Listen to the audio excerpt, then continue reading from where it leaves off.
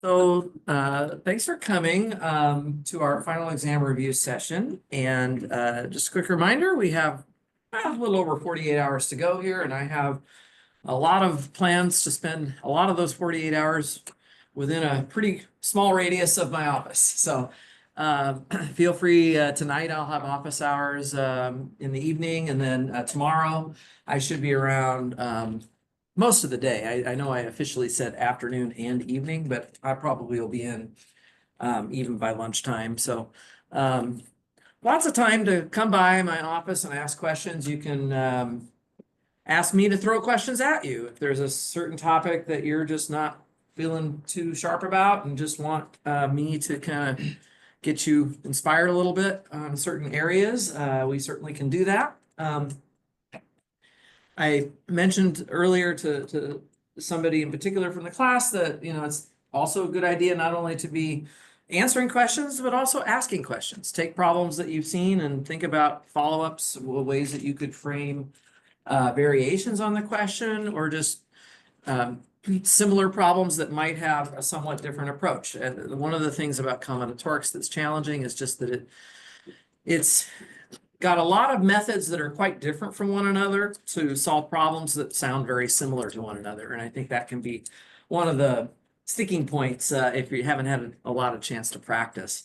But I do think the best thing to be doing is practicing. There's two sample midterms, two sample finals. I actually went through them both again last night, and I really felt good about the topics of those samples. So I would look at the resources folder in great detail. And just practice as much as you can, which is what we are going to do today. I am actually going to go over the final exam review session problems. This is a document that's in the Canvas resources folder for the final. Remember that I do have all of the solutions already typed out here. So if we don't go through all of these problems in person, you certainly can read the solutions or ask me about them during my office hours. But there are 20 problems here. And I actually went back into my YouTube channel and I found a review session that I did for this exact class using this exact set of 20 problems a few years ago when I taught the class. And that review has 7 or 8 video segments associated with it. So I am going to send an email out later today with links to all of those. And let me just tell you, in that 2.5-hour review session, I got through about half of these problems. I'm going to underline the ones that I did in that review. If I had done number 1, number 4. So these are the problems that I'm underlining are problems that there's already a very good video coverage of. And so what I'm probably going to do today is I'm going to start with some of the ones that are not underlined. And do those since I don't have video for those, and then we'll do some of the underlined ones as well.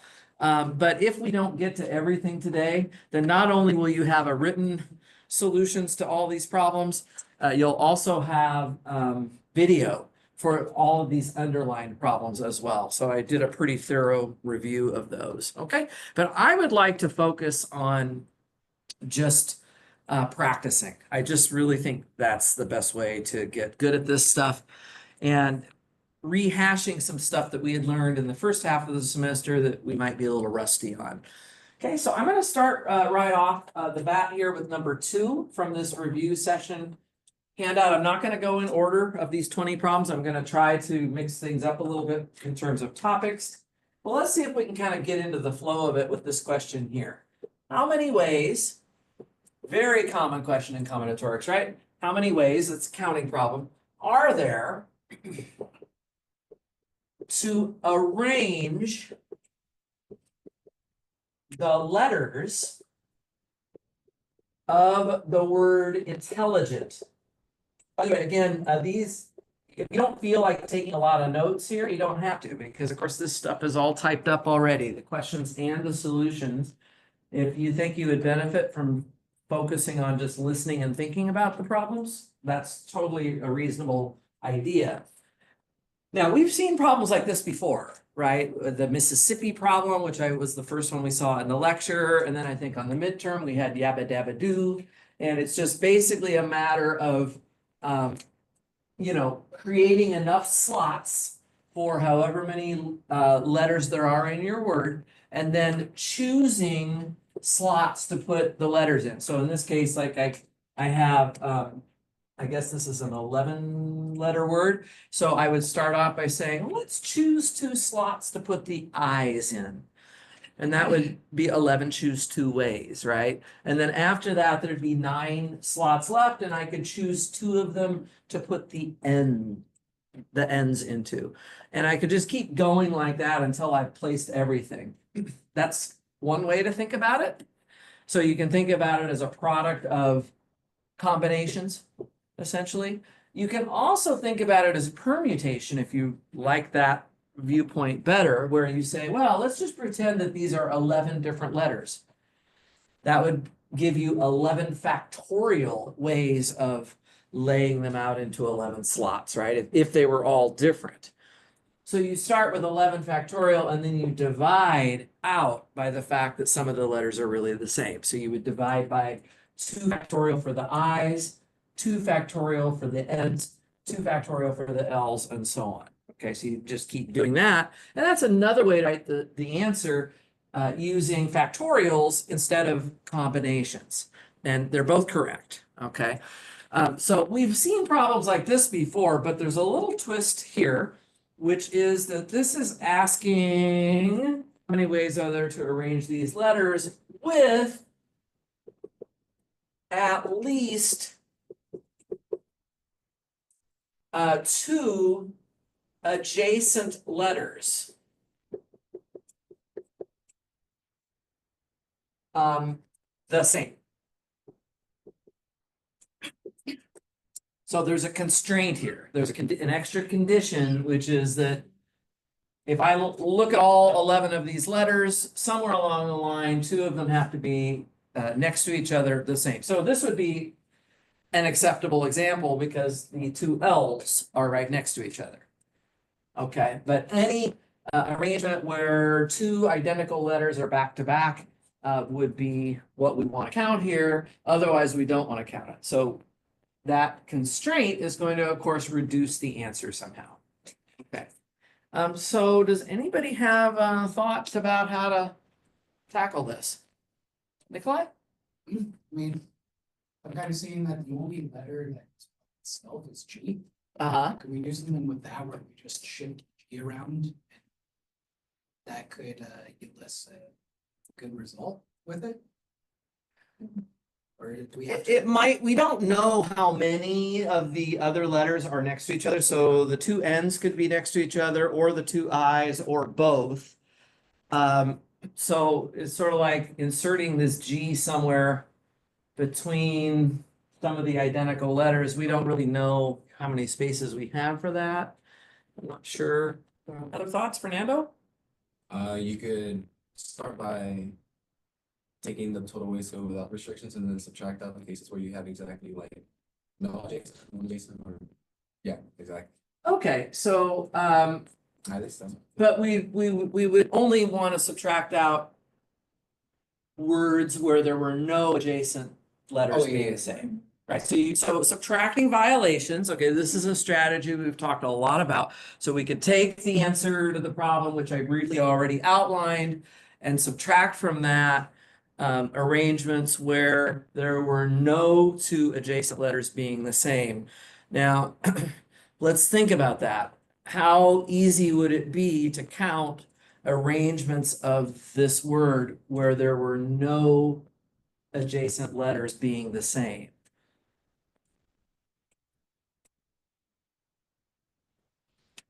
So like if I have my 11 slots here,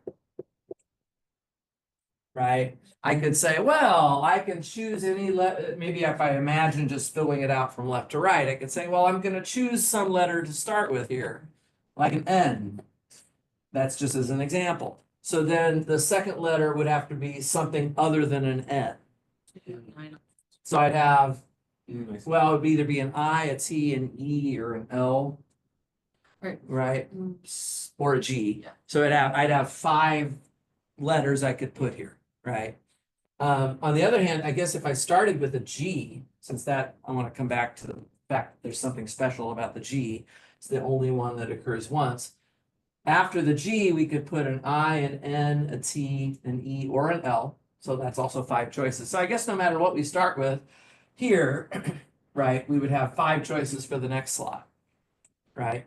So, so I have 6 letters. Let's just try to just do it brute force. I have 6 letters I could start with. How many choices do I have here? It sounds like we always have 5, right? So I could pick an N, for example. And now how many choices are left here? It's still, well, I can't use an N, and I don't have a G anymore. Oh, yeah. The G is gone and the N is gone, so I actually only have 4 choices. Right? But I'm gonna pause for a second because what if I had started with the I and the N instead? Sorry. Yeah, so if I'd started with the I and the N like this, now it's like, well, now I could do 5 things here. I just can't put the N here, but I could put anything other than the N. So the number of choices in these slots is now starting to depend on how we started our process of writing out the letters, right? So it gets a little bit cumbersome to me. It's also maybe not something that's quite an example we've done something like this before, right? I don't know that we have. So I'm wondering if instead of the subtracting violations is a great idea, and we certainly have done it a lot. Would there be any other things we could propose to think about doing? Could we block? One, because there's 5 letters that have A duplicates. double, So yeah. so we block. And we could. Highlight it however you. Yeah. Okay, yeah, what if we do some kind of a blocking process here? So let me get my notation together. Let's try that, okay? We don't know if it'll work, but let's write it down. Okay, always write down as much as you can, by the way, and you know, if it doesn't go anywhere, it's you're no worse off than if you just had sat there and done nothing. So let's create a set X1, and this is going to be arrangements with I. Okay, so I'm gonna pick the I as the letter that we double up. But as you guys pointed out, we could like multiply this by 5. But I'm actually gonna create a separate set for each of the letters. So we could do arrangements with NN, and then we could do arrangements with TT. And then we could do arrangements with EE.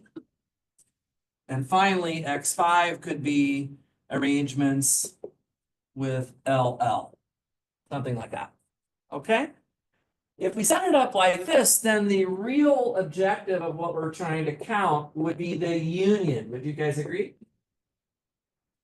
This is what we want to know. What is the size of the union of those 5 sets?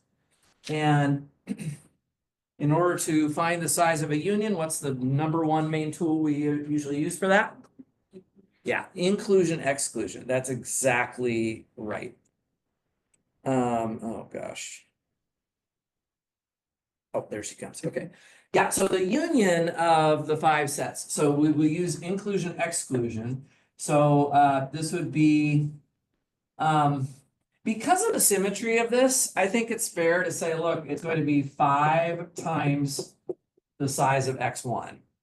So whatever the size of X1 is the same as the size of X2 or X3 or X4 or X5, right? And then we would have to subtract 2-way intersections. And how many 2-way intersections would there be?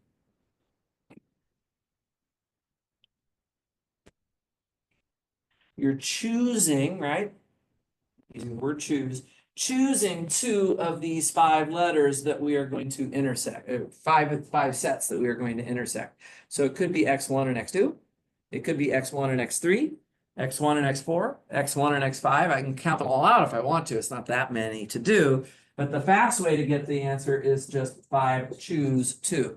I'm not putting them in order because intersecting X1 with X2 is the same set as intersecting x2 with x1. I don't want to subtract that set twice, right? That intersection shouldn't be subtracted twice. So I'm just going to subtract 5 choose 2 times that 2-way intersection, okay? Then we have to add back in the 3-way intersections, which again would just be 5 choose 3 times, let's say, the intersection of the first 3 sets. Guys, unless you know there's symmetry to be taken advantage of, you would need to write out all of these terms, right? We're really shortcutting it a lot by just treating so many of these terms as being the same. And then we would subtract the 4-way intersection, so 5 choose 4 times the intersection of x1, x2, x3, and x4. And finally, we would add back in 5 choose 5 times the intersection of all of them. Okay, great. So let's start working out each of these terms. So for the first term, we have a 5, and then the size of x1. Okay, so the way to think about x1 is that the II is a block. It's as if it was a single letter. And as such, then instead of 10 spaces to fill here, there's only, 11 spaces to fill here, there's only 10. Right, I got ahead of myself in my brain. Right, so instead of 11 distinct spaces, we would have the 2 I's blocked together. So there would only be 10 different letters here. And I could do this. Do you guys want to do the factorial notation for it or the combination way of doing it? Factorial. So I pretend that I have 10 different letters then. It's not 11, it's only 10 because the double I is a letter unto itself, right? And then aside from the 10 letters, we still have 2 n's. So I have to divide by the 2 factorial for that. I have 2 t's, I have 2 e's, and I have 2 l's. But I do not have 2 i's anymore because I've treated that now as a block, which means it's a single letter. It's basically the same as the G. And in fact, if you want, you can divide by 1 factorial for the G and by 1 factorial for the double I. You don't have to write that down. But if you did, you would, thank you, yeah. So again, this would just be, it's always helpful to kind of write what you're doing. The N's here, the T's here, the E's here, and the L's here. Just something like that helps to kind of explain it a little bit. Okay, so that's the first part. Then we're going to subtract 5 choose 2 times the intersection of x1 and x2. So now I'm blocking the i's and I'm blocking the n's. So we originally had 11 spaces up here, but as soon as I block the i's and the n's, how many spaces will we be left with? Only 9, right? Okay, good. And then now we're going to see that we still have blocked we still have 2 t's, 2 e's, and 2 l's. So I'll have 2 factorial, 2 factorial, and 2 factorial. This would be for the T's, E's, and L's. It actually doesn't matter which letters you chose here to block together, but that would be it. And then the rest of them would just be 1 factorials on the bottom. Okay? Yeah. Is there any double counting happening here, even though you're dividing by those? Because what's left other than those 3 1s is just a bunch of 2s. Mhm. So will you have that? You're still removing the double counting? You're removing the double counting. That's exactly why we're dividing by the 2 factorials. And this is the only double counting we have to remove because it's only 2 individual T's, 2 individual E's, and 2 individual L's that we're looking at. At this point, the I's and the N's are as distinct from each other as the G was as an individual space. Yeah. Thank you. Okay, great. Let's keep going. What do you suppose the next term is going to be? We have 5 choose 3. How many spaces am I going to have? 8, right? So there'll be 8 factorial. And now we have blocked the i's, the n's, and the t's. So how many 2 factorials on the bottom? Just 2 of them, right? So 2 factorial, 2 factorial. And then all the rest of these are just 1 factorial. So there's 4 of them, I guess.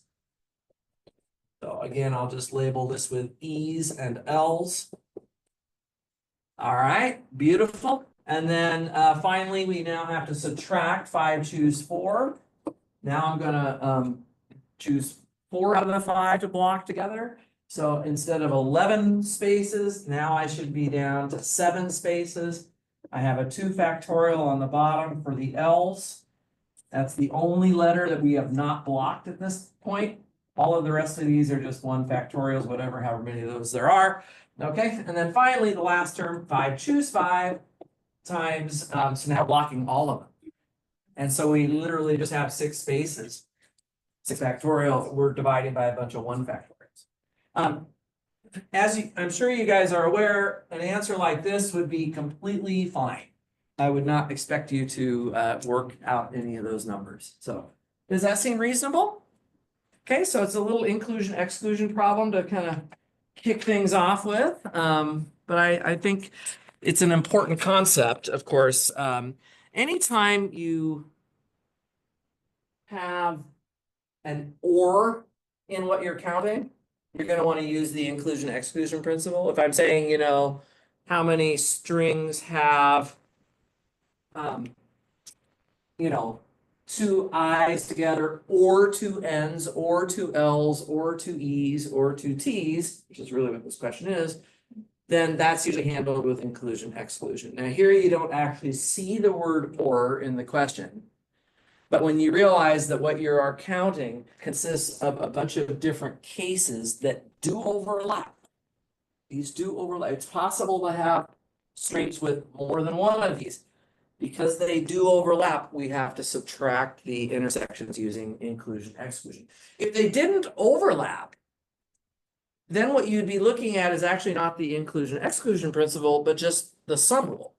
Yeah, if you have a bunch of cases that don't overlap, then the size of the union is literally just the size of the 5 sets added together. And there's no subtracting or alternating addition and subtraction going on. Okay, great. Let's try another one. I'm gonna be, as I said, jumping around. So on the top of my board here, I've got all of the 20 problems from the packet. The underlined ones I actually already have video for. So I'm focusing first on the ones that I don't have video of, the circled ones. And I'm going to jump to number 10 next. So let's go to number 10 here. And this one says, how many 16 bead necklaces can be made using red, green, and blue. I'll be using R, G, and B for writing this up in a minute. Beads. If the necklace must have, sorry, it's a little bit of writing to get the question out. It must have at least 1 red bead. Okay, at least 1 blue bead, or the beads must alternate between 2 of the colors.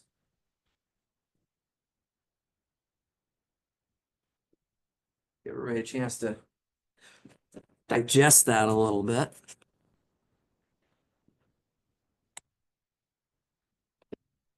Right. So it's a 16 bead necklace. Let me actually draw, if I can do this well, 16 points around a circle. I'm gonna try.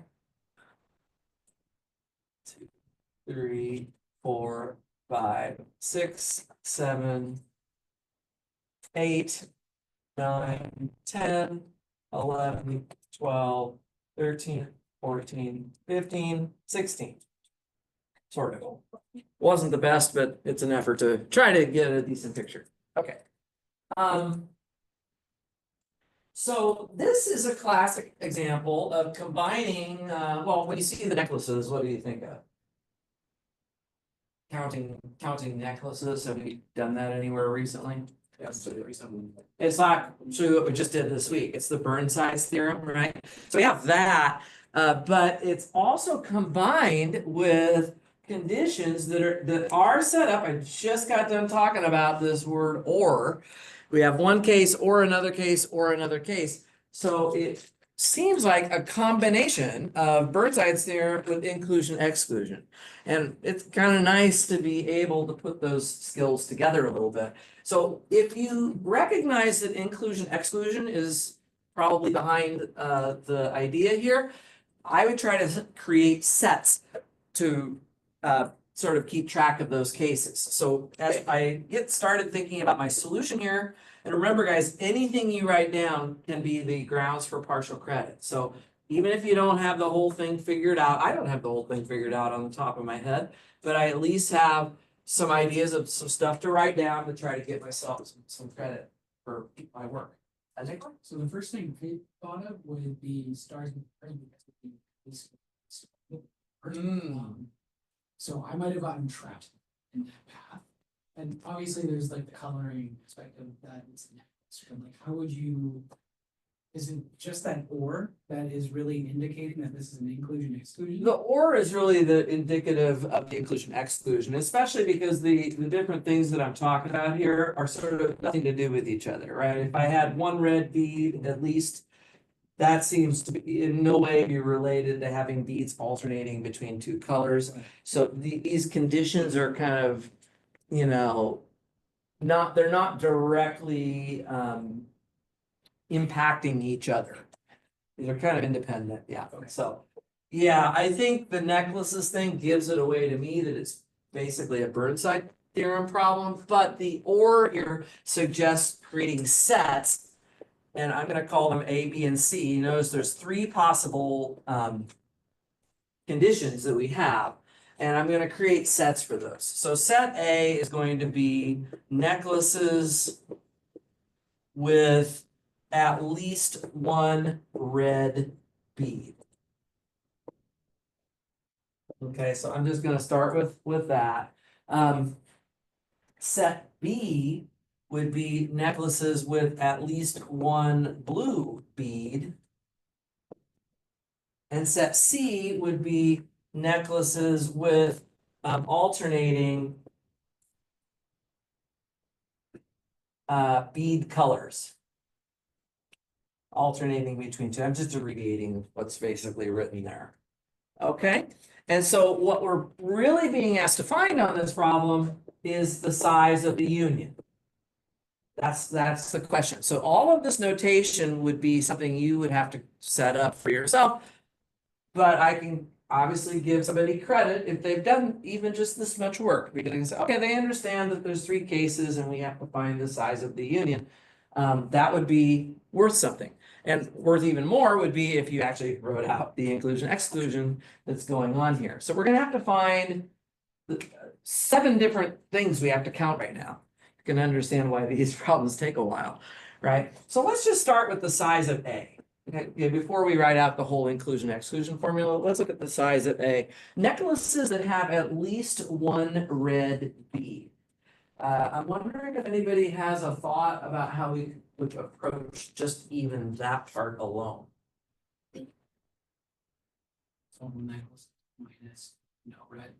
Amazing. We actually are going to use, even within this part, the subtraction trick, right? So that's exactly right. So I like problems that kind of use a lot of tools, right? And here we have it. We've got inclusion, exclusion. Now we've got subtraction. In a minute, we're going to see Burnside's theorem. So this is a pretty big problem for an exam. 16 beads is a lot, but it's the spirit of the kind of thing I like to do, which is to kind of put ideas together from different things.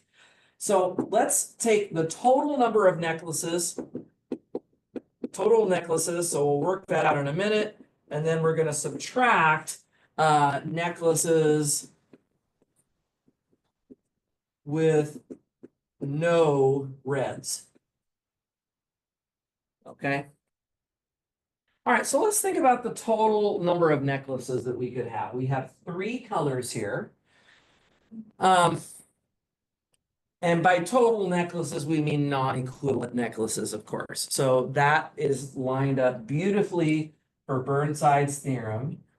It doesn't hurt to just write that down on your paper. Like everything that we're writing down is good to write down because I can give people credit for knowing what tools to use. Even if you haven't fully solved the problem, I can give you partial credit for understanding that there's inclusion, exclusion, there's subtraction, and there's Burnside's theorem. So all of that stuff accumulates to substantial partial credit, right? So even if you're not sure. But let's see if we can do the Burnside's theorem. You guys will remember that it's a fraction. Okay. In the denominator, we always have the size of the group, if you remember. Maybe we should write down theorem again. The number of non-equivalent colorings of a figure based on a group of symmetries and a set of colorings.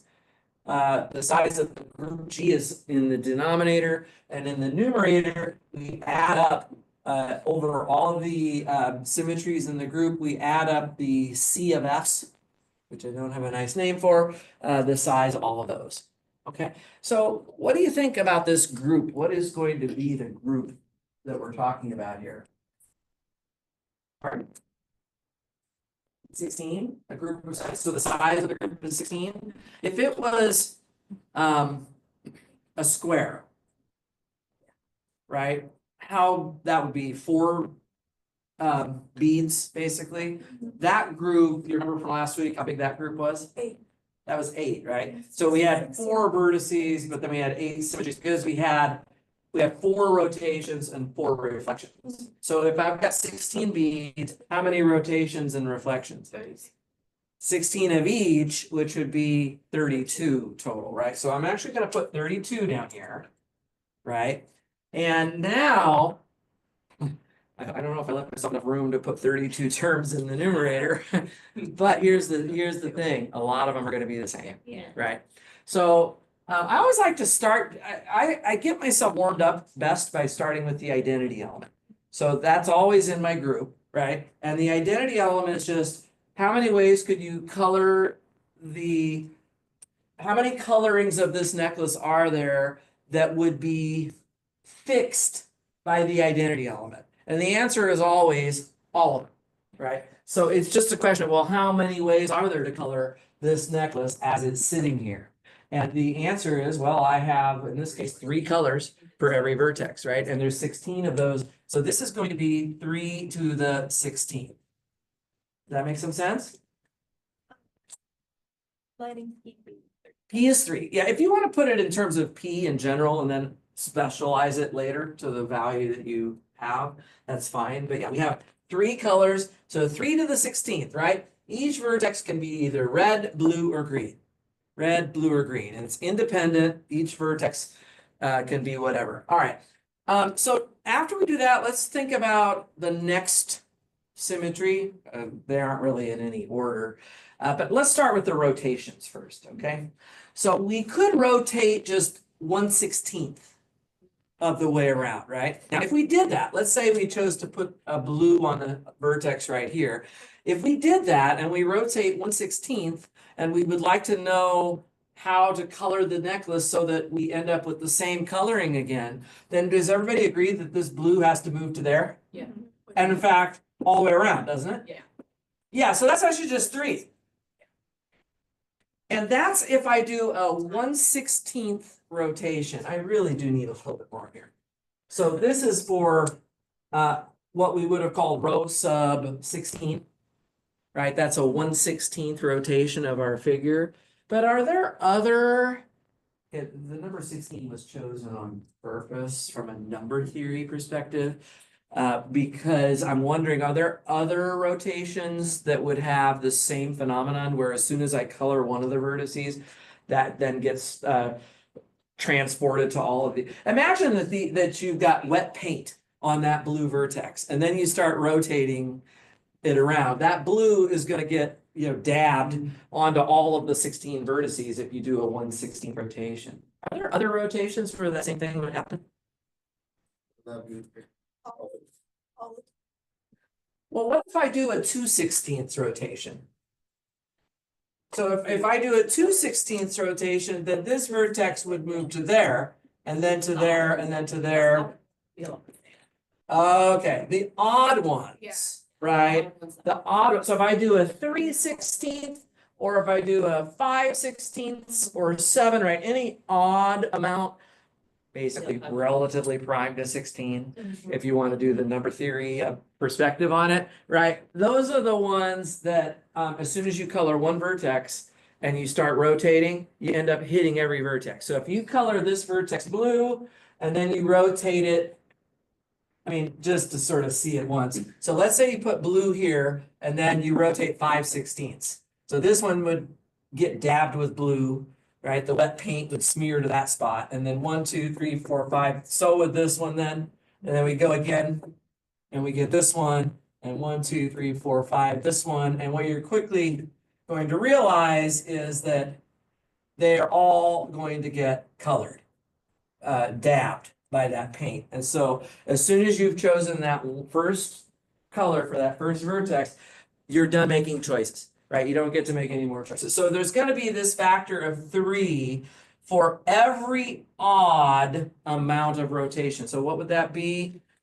1, 3, 5, 7, 9, 11, 13. I'm still counting with my fingers. 15. That's 8 of them, right? So for 8 of these rotations, I'm gonna actually multiply by 8. So, and I'm just gonna indicate here what they are. So the 1/16 rotations to all of these odd powers. So we'll just put them all in a list here. There should be 8 of them that we're doing right here. Does that make some sense? Okay, so now let's talk about the even ones. So I could just rotate 2/16. Yes. So if I did that, if I decided to put blue right here and I go 2/16, the paint is going to get dabbed just like before, but in this case, it's only going to. Yeah, you need that top. It's okay. It's only going to hit half of the vertices, which actually means that the other vertices, now you can do whatever you want. You can make them blue again, but you could decide, oh, I'm gonna go with green now. And then the green would go to all of the other ones.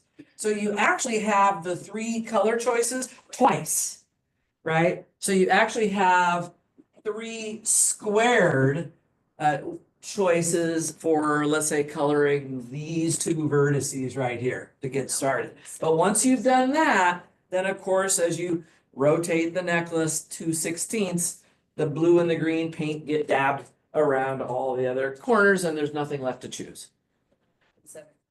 Well, I'm wondering how many times that happens. Let's see, so. It can't be 8 because if it's 8, then it's just the original necklace again. So you have that rotation that. Yeah, so this one is gonna be rows of 16 squared. Yeah. The question is, which powers would we also have? It's obviously gonna be even powers. Which would 4th power work? If I start with blue here and I go 4 times, I'm gonna get this one blue, and then this one will be blue, and then this one will be blue, and then I'll be back to that square again, and I've only dabbed those 4 vertices, and I still have all of the 3 that are in between that are still totally colorable however I want. So I would argue that no, the rows of 16 to the 4th is a different case. So the question is, which other ones would be in this case where half of the vertices are determined by the first choice of the color that we made?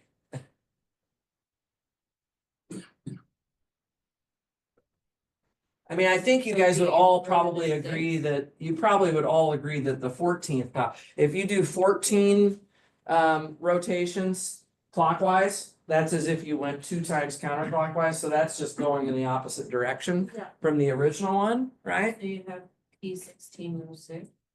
Ah, And yeah, that. how about the that- 6th and power? the 10th. Yeah, there's a little bit of number theory in this, right? The fact is that the GCD of 16 with any of these numbers here is equal to 2. Yeah. And so that's really the reason. So if you colored every 6th vertex blue, you would end up covering all of the even ones eventually, right? With that blue color. So there are 4 of them in this case that are gonna look like that. Was that? So like in the matter of saving time, which suggests like, oh, the GCD worksheet just boom, boom, boom. You can go faster with this if you figure it out during an exam. I'm just trying to explain it extra careful here. So yeah, if you did a let's put this here. If you did a 1/4 rotation, Then you get the 8. then you'd get to choose, all of these 4 to be anything you wanted. And then if you rotate 1/4 of the way around, that would translate to the next 4, the next 4, and the next 4. So there would be, by the way, how many of those would there be? Row 16 for the 8, and row 16. Okay, I'm gonna put 4 and 12 there, but I'm not gonna put 8 there yet. I want you to think about 8 for a second. If I rotate I don't. 8/16, it's a big problem. I see this a lot. I don't wanna be accused of like, being probably too easy in the review, but it is a lot. So if you did the 8th power, then actually you actually would get 3 to the 8th here. You could, because basically you're just saying whatever color I use, the opposite vertex should be the same color. But there's 16 beads, so that would be 8 pairs of beads. Each pair collectively would either be blue, green, or red. And so there's 3 choices, 3 choices, 3 choices, 3 choices, 3 choices. For each of those pairs, there's 3 choices. Okay, so this one is for row 16 to the 8th. I need more room. I knew this was gonna happen. Because you see, I'm not done yet. I've only done the rotations so far. I've only done the rotations. Now we have to do the reflections. So let me clear off my necklace again.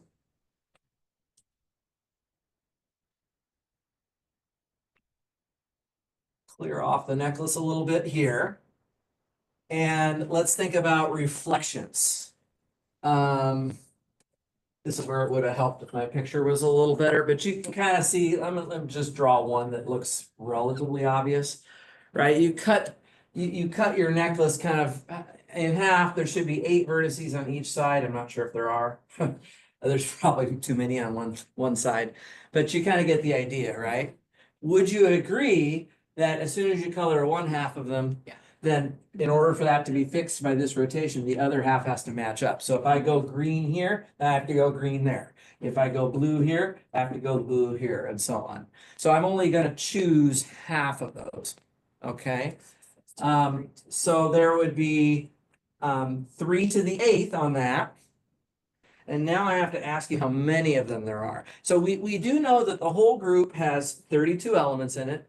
16 of those are the rotations. The other 16 are going to be the reflections. So are all 16 reflections going to be of this nature? 8.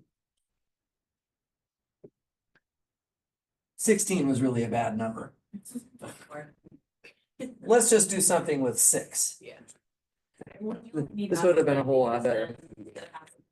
So what I described over there is really this type of reflection. So 3 on this side determines 3 on that side. But see, there's another way to do it, which is to go through these vertices. Right? So out of the 16 reflections, half of them don't go through 2 of the vertices. That's the solid line. That would be 8 of them. And then so there's only 8 of these I claim, right? But then there's also 8 of them that are going to be of the nature of the dotted line. And now if I was doing the dotted line, we would get 3 to, in this picture, we would get 3 to what power? Sorry? Yeah, to the fourth, because I have 1, 2, so I can choose green here, blue here, red here, and green here, for example, right? So these two don't move. So they can be colored however you want, 3 choices, and then these two have to be mirrored by these two. So that would be 4 of them. So in the case of the 16 beads, if you'll humor me again with 16, how many of the 16 vertices would we be able to freely choose, do you think? So this is 4 out of 6.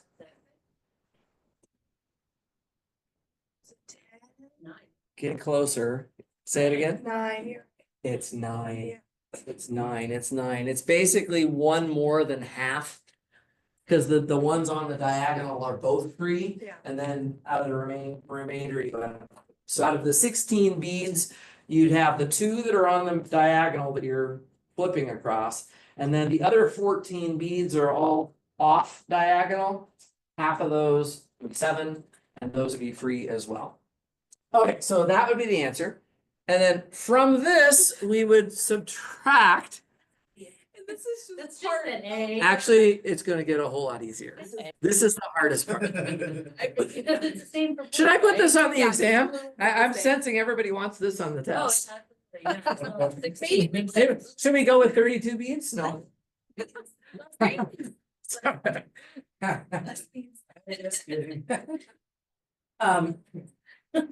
I need to subtract. I need to subtract necklaces that have no red beads. Right? So no red beads, isn't that just basically saying I have 2 colors instead of 3? Yes. Yeah. So all you do here, guys, is you take Same. everything and you just put 2 to the powers instead of 3. So 2 to the 16th Thank you. plus 8 times 2 plus 4 times 2 squared. And so you can put dot, dot, dot. You're like, oh crap. Like, I'm not doing this one at home. I was like, I better do this one early in the review session. Yeah. While everybody's still semi conscious. Okay, that's the size of A. I don't even know what this number is. So whatever it is. I don't think anyone. No. And I didn't bring a calculator and you're not gonna use a calculator, so we'll just leave it like that. Okay, that's one of the 7 terms we need to do. Next we have to do the size of B.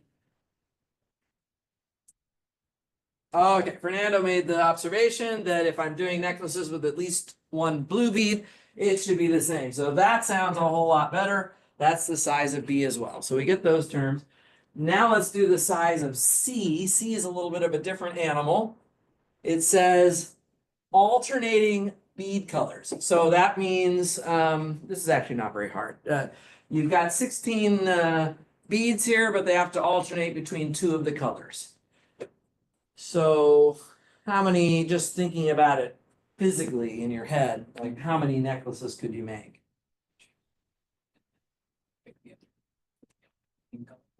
So what would it be? So this necklace has to either be blue, green, blue, green, blue, green, blue, green, or it has to be blue, red, blue, red, blue, red, blue, red, or it has to be green, red, green, red, green, red, green. How many necklaces is that? 3. I just gave you the answer. It's just 3. Right? There's just 3 here, right? So this is just red, green, or red, blue, or green, blue, alternating necklaces. It's 3 choose 2. Yeah, it's 3 choose 2. The order doesn't matter. It doesn't matter whether I first choose green to be the first color that I use and then red is the second color, because the order doesn't matter. So it shouldn't be 3 times 2. It should be 3 choose 2, which is just 3. Okay, dare we think about the intersections? Oh, I bet this isn't that bad. I think we're gonna do pretty well with that, with this. Necklaces with at least 1 red bead and at least 1 blue bead. So the intersection would be and, right? So at least 1 red bead and at least 1 blue bead. Oh, I see it. So Could we take all necklaces and subtract the violations? See, what would the violations be? The violations would be necklaces that don't have at least one of both of them. So that just, So we only All want green. green, all Yeah. red. green, that would be one necklace. It'd be just one necklace. Or an all red or. Except that's not.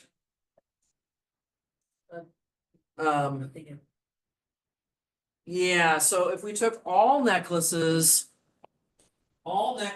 would be this number right here. Okay, I'm just gonna put a star for that. So we would just have star. And then let's be careful about what the violations would be. Violations would be necklaces that do not have at least one of both colors. Right? So, there could be reds and greens, or there could be blues and greens, but there's not reds and blues together, right? So necklaces that don't have both a red and a blue. Let's just try to rephrase what this is. Necklaces that do not have both a red and a blue bead in them. So that means that they could be built out of the reds and greens, or they could be built out of the blues and greens. Right? They cannot have both reds and blues in them. So isn't that just going to be sort of two different violations of this type? Right? So you have necklaces that are only built out of blues and greens. There'd be this many of those. Let's put double star on this one. Right? So we subtract out necklaces that are only made from blue and green. But then we also subtract out necklaces that are only made from red and green. No, yeah, red and green, that's right. Okay. But we have now subtracted one necklace twice out of that, which is any necklace that is all green. It's an including exclusion within itself, right? That's. Any necklace that is all green has been subtracted here and here. Right? If the necklace was all blue, we would subtract it here, but it's not counted here. Or if it was all red, it would be subtracted here, but not here. So that's fine. But the necklaces that are all green have been subtracted here and subtracted here. We got to put it back in. Yeah. This is the all green necklace. That's the intersection of A and D. Doctor, anything else? Yeah, there's gonna be- Oh my God. Okay, Everything in there, exactly. this is like one problem. This is the only thing on, this is the only question on the test. Honestly, if this was it, It'd be- maybe. Maybe. Oh my God.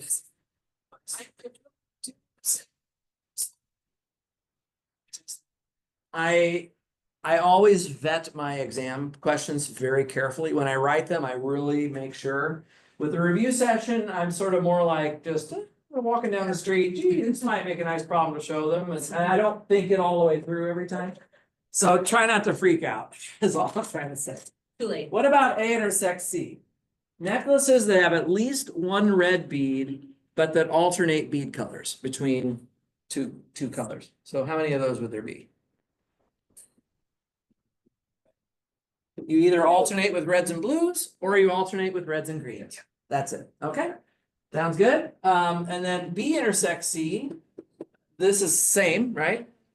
We either alternate with blues and greens, or we alternate with blues and reds, there would be two of those. Okay, and then finally, the three-way intersection. I hope not. Oh, But wow. it really would cover everything. Then it's a full circle. Lord. Covered. So a necklace that has at least one red bead and at least one blue bead and which alternates between two colors. There's only one way to do that. It's gotta be a red, blue alternating scenario. So there you go. You have all the pieces and now you can write down the answer. I'm not gonna do it. It should be good enough. All right, 10, bam, this one forever. Nobody wants that. Just happened. Not Forbidden such a, problem. that's the forbidden problem. Okay, let's go on to something else, guys, before we go too crazy. No more colors. Probably conductor, you know. Did you, I did send you guys a video yesterday. Mhm. I don't know if anybody watched it yet. It's a Rubik's Cube. It's a Burnside theorem in 3D. I watched it again for myself last night. I actually think it's really a good, it's only about 15 minutes long and it's just a nice way to see Burnside applying on a 3D problem. So I would recommend watching it just for your own practice with Burnside's theorem. It's not a bad problem to look at. But let's move away from colors for a little while. Let's go to, I'm gonna do number 15 next. Let's do number 15 here. It's up here anymore. Okay, number 15 is the following question. Find the solution to a sub n equals -3 a sub n minus 1 minus 3 a sub n minus 2 and minus a sub n minus 3. And I'm going to give you some initial conditions here. A sub 0 is equal to 1, a sub 1 is equal to -2, and a sub 2 is equal to -1. Real quick, what topic is this? Definitely recurrence relations, and there's sort of two main skills with this material. One is to be able to set up recurrence relations from some sort of a physical problem. Make sure that if it's really a physical problem and you're setting up the recurrence relation, that you make sure that your initial conditions actually make sense. So sometimes a sub 0 doesn't make sense. Like how many ways are there to tile a 1 by n board with dominoes, right? N equals 0 really doesn't make sense there. So I would, if that was a problem I had on the test, I wouldn't even use A0. I would just start with A1 or A2. If it's an abstract problem like this one, where there's no physical underlying problem that is sort of driving the recurrence relation, then I don't care if I see A0, it's not going to make me flinch. It's just if there's a physical problem there, make sure that your initial conditions actually make sense. I remember that was an issue with the second midterm, okay? But this time we don't have to worry about that because the other skill, aside from setting up the recurrence relations, is just solving them. Does anybody remember what the first step is to solving this? You gotta guess.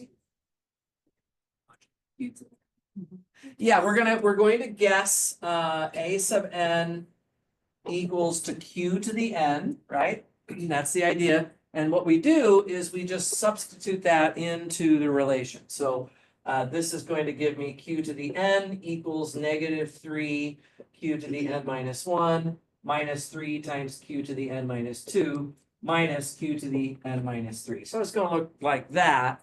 And of course, we can cancel as many q's as possible, which would be n minus 3 of them from everywhere. And that just leaves us with q cubed equals -3q squared minus 3q and then minus 1. If you can just see that directly from the recurrence relation, I'm okay with you jumping to this equation here directly. I probably would rearrange this, by the way. I put everything on the left side for a moment. So q cubed plus 3q squared plus 3q plus 1 equals 0. So we could arrange it like so. And of course, what we have to do now is try to solve for q.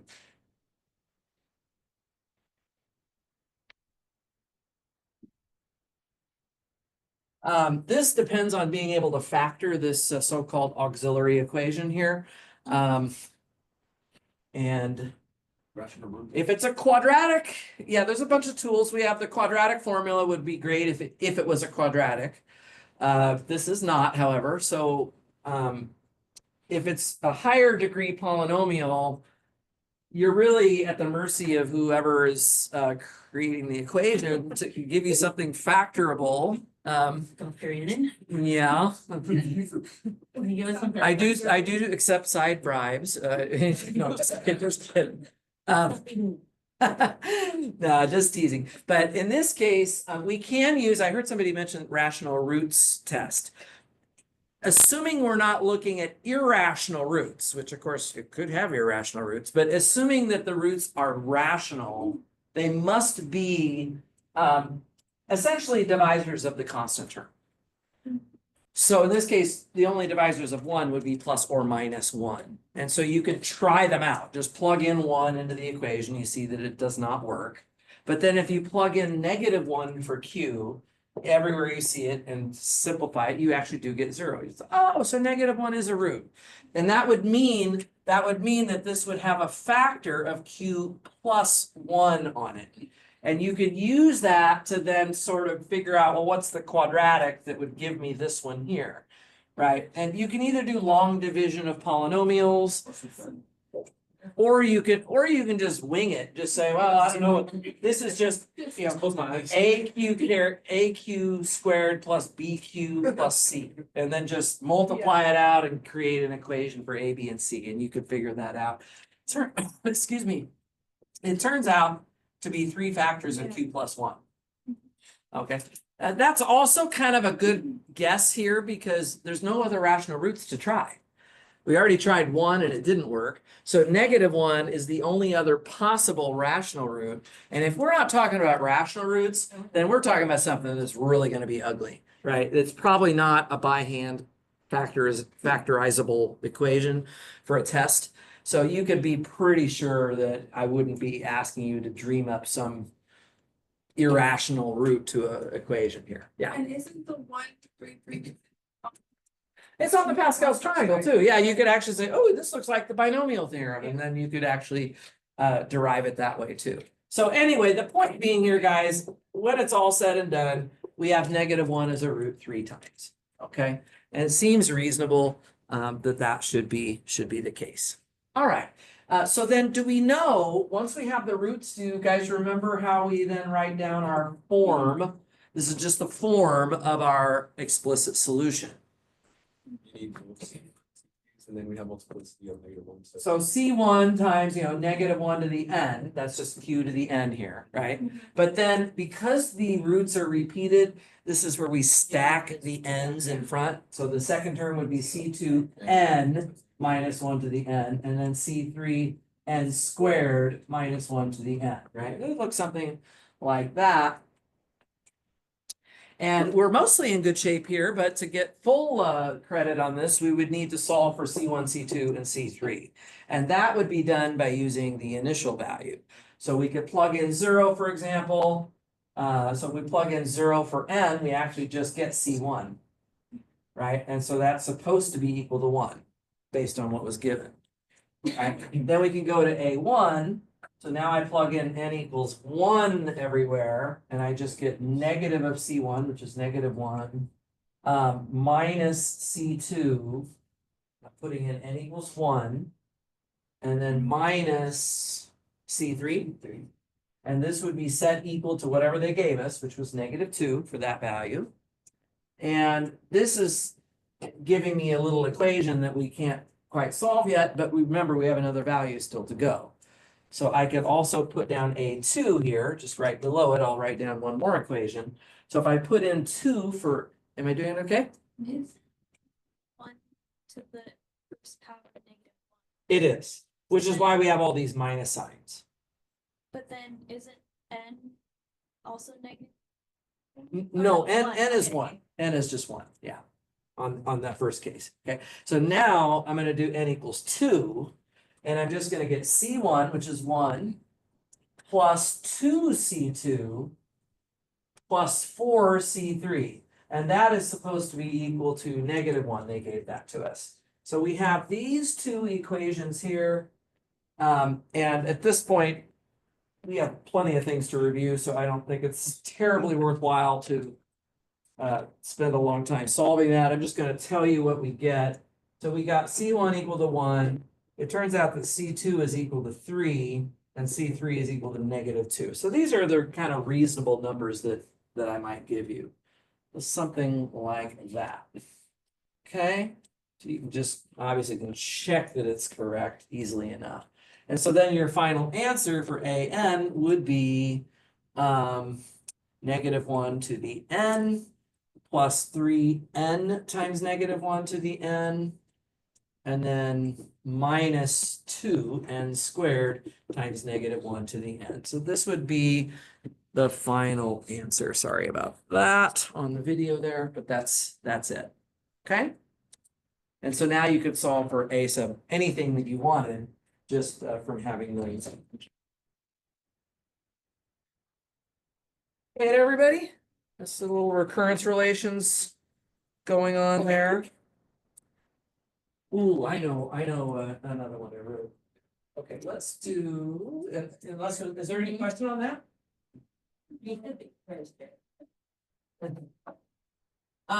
On the exam, on the second midterm, there was a problem about, proving that Hamilton cycles are preserved by graph isomorphisms, and, despite the fact that that one was, I had somewhere done a video of it, I don't quite remember where, but the solutions I got were a little bit, I mean, some were fine, but there were also some that were a little bit sort of lacking in rigor, I guess. It's kind of more hand waving, so I want to do another one. I want to practice another one like that. So let's go to number 18 on the handout there. So we'll go to number 18.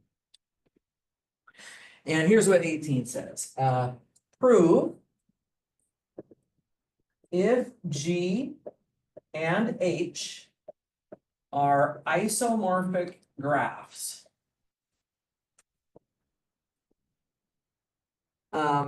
Then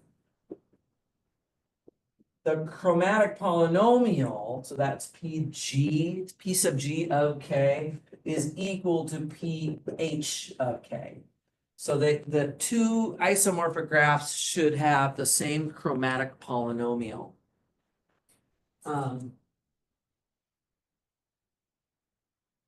So as we kind of get ready to solve this, let me just recall a couple of things. By the way, something I might do on a problem like this is I might have a part A, which is write down the definition of a graph isomorphism. And then I might have a part B, which is write down the definition of the chromatic polynomial. Right, so to get you set up for doing the proof. I'll just remind you here that the chromatic polynomial, PG of K, is just the number of K colorings of G, which means it's just a number of ways of coloring the graph if you have K colors available to do that with.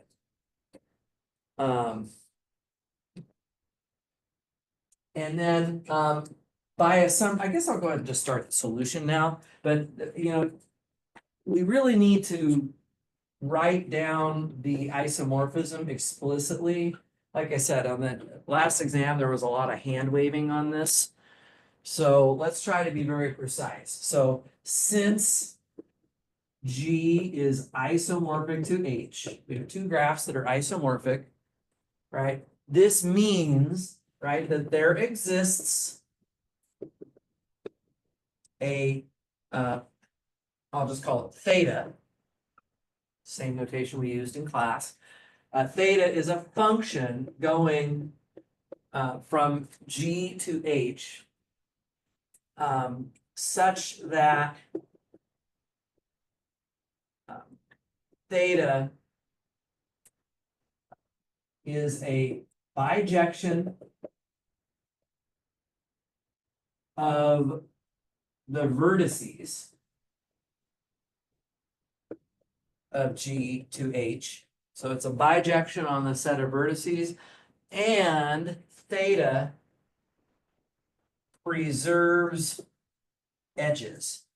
So again, I might, if I was going to put this on the test, I might ask this as a part A. Give me the definition of a graph isomorphism, and then get into the real proof on part B. I'm just recalling it here. This just means that if AB is an edge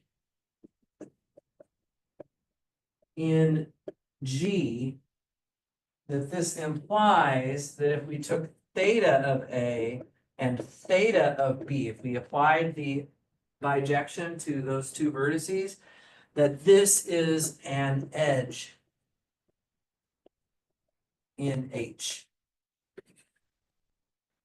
And actually, it goes both directions because it is, after all, a bijection, so there's a reverse function, so we could write that as if and only if. Okay, so far so good?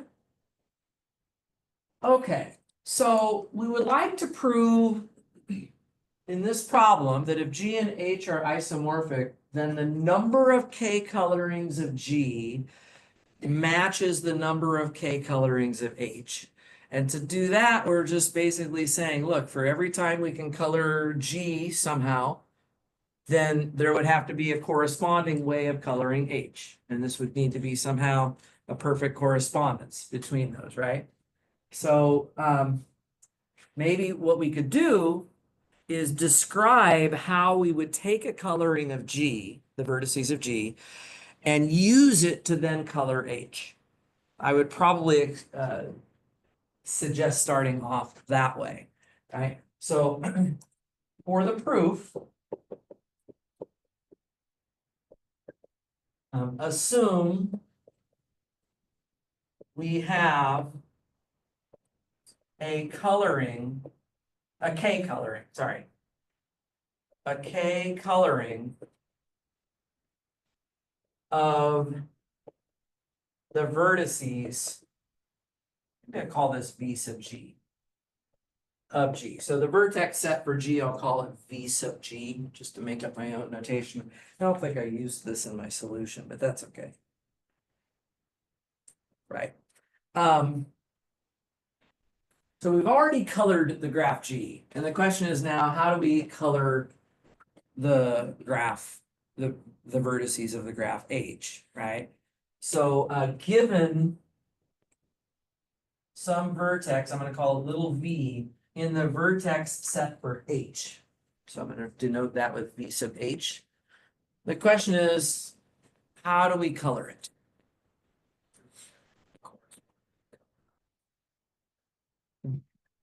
Exactly. There is a vertex in G that corresponds to V under this theta, right? So I'll just say, since theta is a bijection, we already kind of wrote that, right? It's a bijection of the vertices of G to H.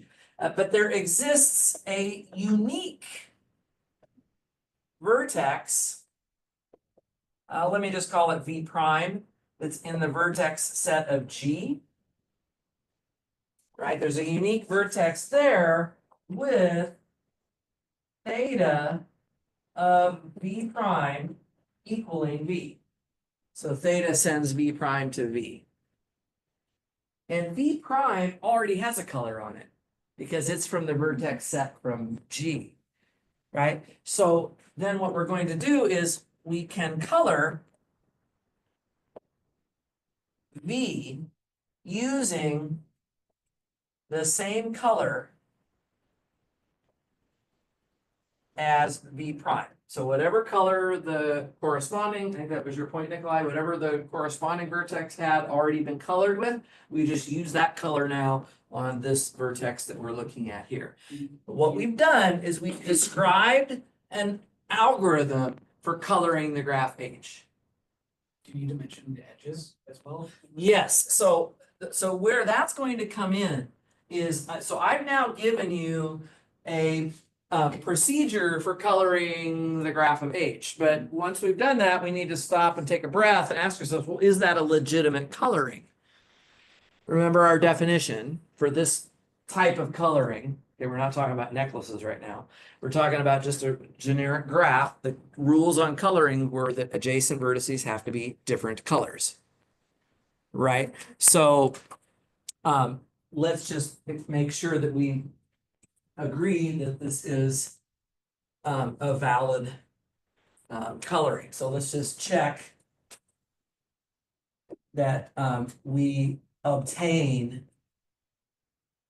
a valid coloring of H. Just try to give a quick word about that here. We don't say anything about that. It's not like we won't get any points, but we might lose something because we haven't really fully justified rigorously that we are getting a coloring of H here. So what does it mean for it to be a valid coloring of H? It would just mean that two adjacent vertices. So let's just assume that, to check that it's a valid coloring, assume that V and W, let's just assume that V and W is an edge in H. So there's two vertices V and W that have an edge between them. We need to make sure that they are not colored the same way. Okay? And theta preserves edges.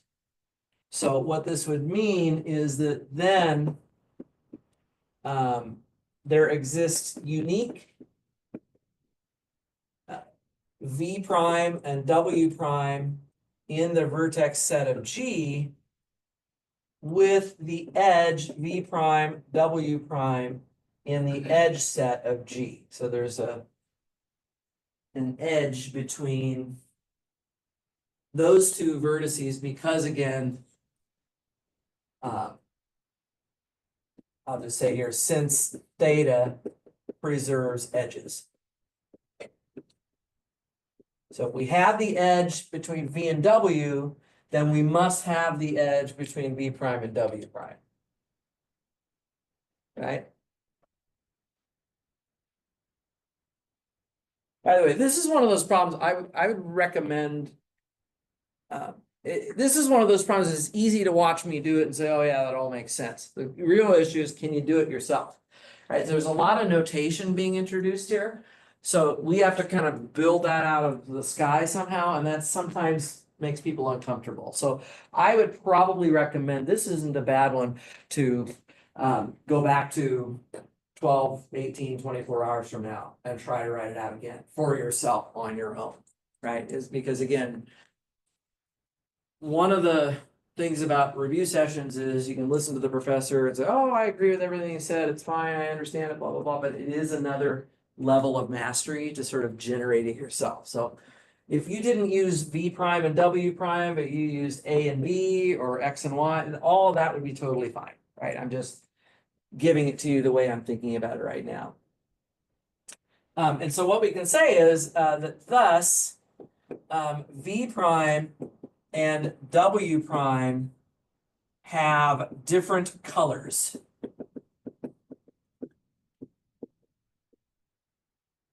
In our coloring of G, right? Assume we have a K coloring of the vertices of G. Those two vertices would have different colors. And thus, because of how we then colored the images of those vertices, theta of V prime and theta of W prime also have different colors. Because we're using whatever this color is, gets used here. And whatever this color is, gets used here. So if they were different before, they're still different. And so therefore, that is V and W have different colors. Okay, so they are colored with different colors. We started with an arbitrary edge in H, and we looked at the two vertices that created that edge, and we confirmed that, yep, they would have different colors. That proves that checks that we have a valid coloring of H, right? That's all we have to say about that. So given the coloring of G, we have now created a coloring of H from it, which by the way is completely reversible. If we then accidentally lost the coloring for G and all we had was this coloring, we could reproduce the unique coloring for G by just the reverse of this mechanism. So I don't know how I exactly phrase that. I just said, well, let's just draw a little conclusion here. Is what's in my solution, is that for each coloring of G with K colors, and by K colors I mean less than or equal to K colors, you don't have to use all of them, but we can construct a K coloring of the graph H? Yes. I have a different way that I think I would have approached this. Okay, before you get to that, let me finish my thought here.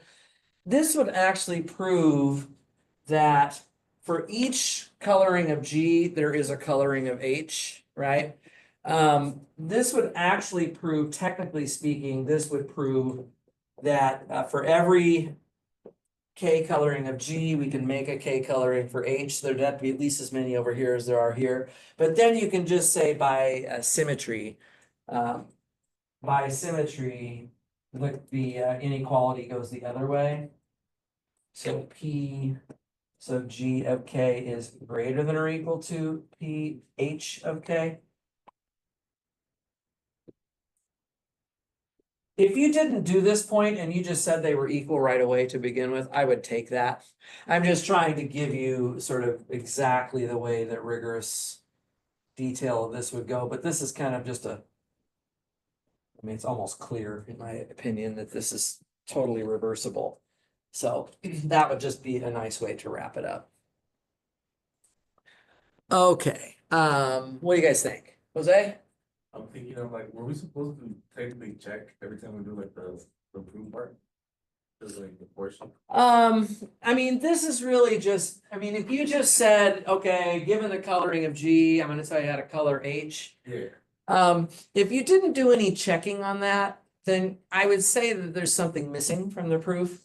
Because you really do need to make sure that you have a valid coloring on that second graph based on the first graph. So this should be checked. It's actually, I let people get away a little bit on the midterm, to be honest. So the midterm one was if G has a Hamilton cycle, then so does H. And so what people did is they started out by writing out their Hamilton cycle for G, which is, remember, that's a cycle that uses every vertex exactly once. And they applied theta to that and created a cycle in H. But very few people actually bothered to say that every vertex from H was now appearing in that image cycle, which technically is what you would need to claim that you had a Hamilton cycle in the second graph. So I could have been, if I was in a bad mood, I could have said, well, they didn't really check that this thing they came up with was a Hamilton cycle in the second graph. And so there would have been, in a ideal proof of that result from the second midterm, there would have been some kind of a checking there too, or at least all of the vertices of H would have been listed in a set, and then I could just clearly see that they were all appearing in your cycle. So yeah, something like this is not a bad thing to kind of keep yourself on the straight and narrow with that. Yeah. Okay, you had a comment for Yeah, you. so I'm just thinking like, okay, so can we just do this proof by just doing the reductive process on G to get the chromatic polynomial and then correspond the thetas and do, like, say when you choose X, Y to be the adjacent vertices in G, just choose theta X and theta Y on the other side, do the reduction, you get the same null graphs at the end. Okay, yeah, I haven't thought of that would be a completely different, right? I don't know if it'd be much faster. I think it would take about the same amount of explanation as this. It would be certainly a different way to approach it that would certainly work, right? Because the reduction process would lead you to a whole series of null graphs. Null graphs the same. They would In the particular ways the set of thetas are the same ones that you do. It would totally work. That would totally work. I personally think it's about a wash, though. I would say that it's not going to be much shorter than this to actually explain it all the way out. Yeah. Oh, if you like it, if you like it, try to write it up for me, and then I'll be glad to get this guy some. If it ends up in the exam. I'll put it into my solutions as an alternative solution. It's totally reasonable. You're not gonna speak up again now. No, I wrote that. Yeah. Number 18. What do you guys think? Are there any questions about this one? There's a good chance I'm gonna have one of these on the test. Why? Because we've seen this from the beginning, right? From the beginning of graph theory, I've always been saying, oh, gee, That's a structural property. That's how you can tell the two graphs are not isomorphic to each other. If they have different, whatever, chromatic numbers, crossing numbers, numbers of cycles, types of cycles, bipartite, just any property we've learned, it's kind of been a theme. So don't be surprised if I did decide to do something like that. Okay, great. Let's see. Let's do, just gonna do some of the ones that aren't circled. I can do some of the ones that are underlined too, because those are also important. Let me at least talk about 14 briefly here a little bit. So I'm going to go back to 14 now. Different topic altogether. This is going to be an arm wrestler. An arm wrestler is the champion for 75 hours.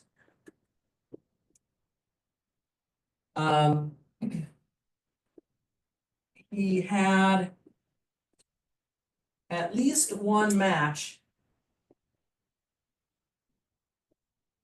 every hour.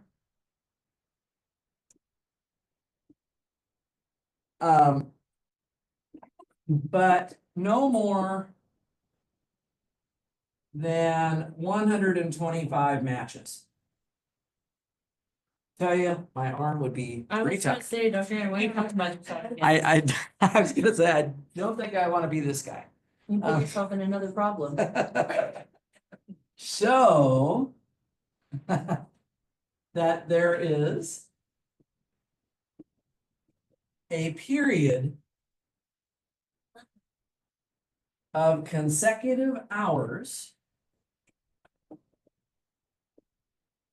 There is a period of consecutive hours during which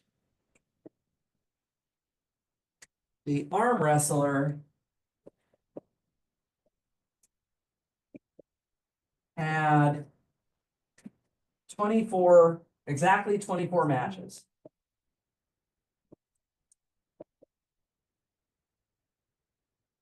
Exactly 24 matches. Okay. Give myself some room. I'll let you guys digest that for a minute.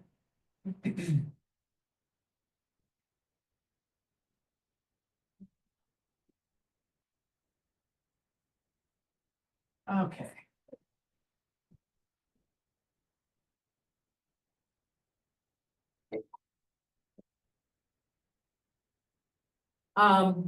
Anybody know what kind of topic has that been doing? I'm wondering if it's pigeonhole. Pigeonhole principle, everybody kind of recognize that? Right, we've seen a few of these. There was the fishing tournament, there was the, well, there was the sugary drinks, if you tried the sample test. There's a bunch of examples of it. Parking tickets, that was on the quiz, yeah, so there's a bunch of examples like that. Actually, the parking tickets problem was not actually this type. No. It was a pigeonhole principle problem, but it was setting up boxes and objects carefully. So that was a slightly different example, but yeah, usually the pigeonhole principles kind of can be recognized from just the nature of the question. It's usually a physical problem. Could be acquaintances at a party shaking hands. It could be, there's occasionally a number theory problem where it's like, oh, show that two integers in this set would have the same remainder when you divide them by n. If you're seeing any topics in this review where you're like, oh yeah, I haven't done that in a while. Oh, I need to review that, or I don't feel solid. You know, at least placing them in where in the material it is would be good so that you then know what to go back to review. Okay, so if something like this is rusty for you, we're going to review it right now, but you could always practice some more on your own. There's plenty of examples of this around. This one also, kind of like the last one, involves introducing your own notation into it, which I do find sometimes people are not really that on board with. So we have to create a notation for, well, how many matches the arm wrestler has had up through a certain number of hours. Okay, so I'm gonna start off with that. This is a very important step and it needs to be written down, okay? Let A sub k denote the number of matches during, what time frame do we need here? Do you remember? I need the letter K to be in First somewhere. K. During the first K hours. Okay, so that's called, it's not just during the Kth hour, it's during cumulatively during the first K hours, right? And because that's cumulative, then these A sub Ks form an increasing sequence, and because there's at least one match every hour, the total number of matches is strictly increasing. So what we could say is that by the first hour, there must have been at least one match. And then after that, these are going to be strict inequalities going all the way up to 75 hours, right? And by the time we get to 75 hours, the total cumulative number of matches should not be more than 125. Okay, so we start off by making this chain of strict inequalities here, okay? Does anybody remember what the next step is?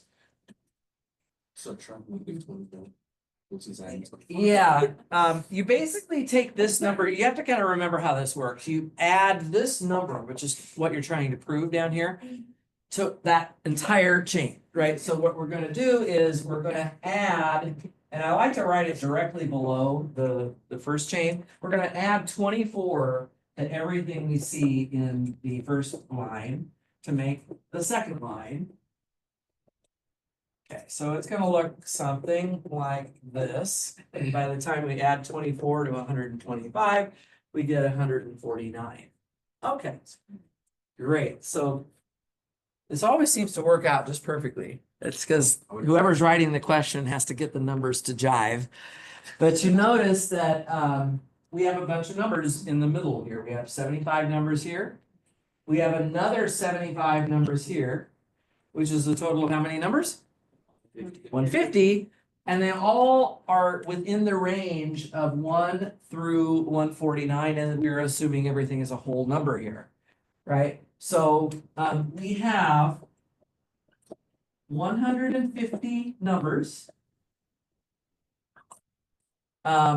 which are mainly A1, A2, namely dot up to A75, and then we go to A1 plus 24.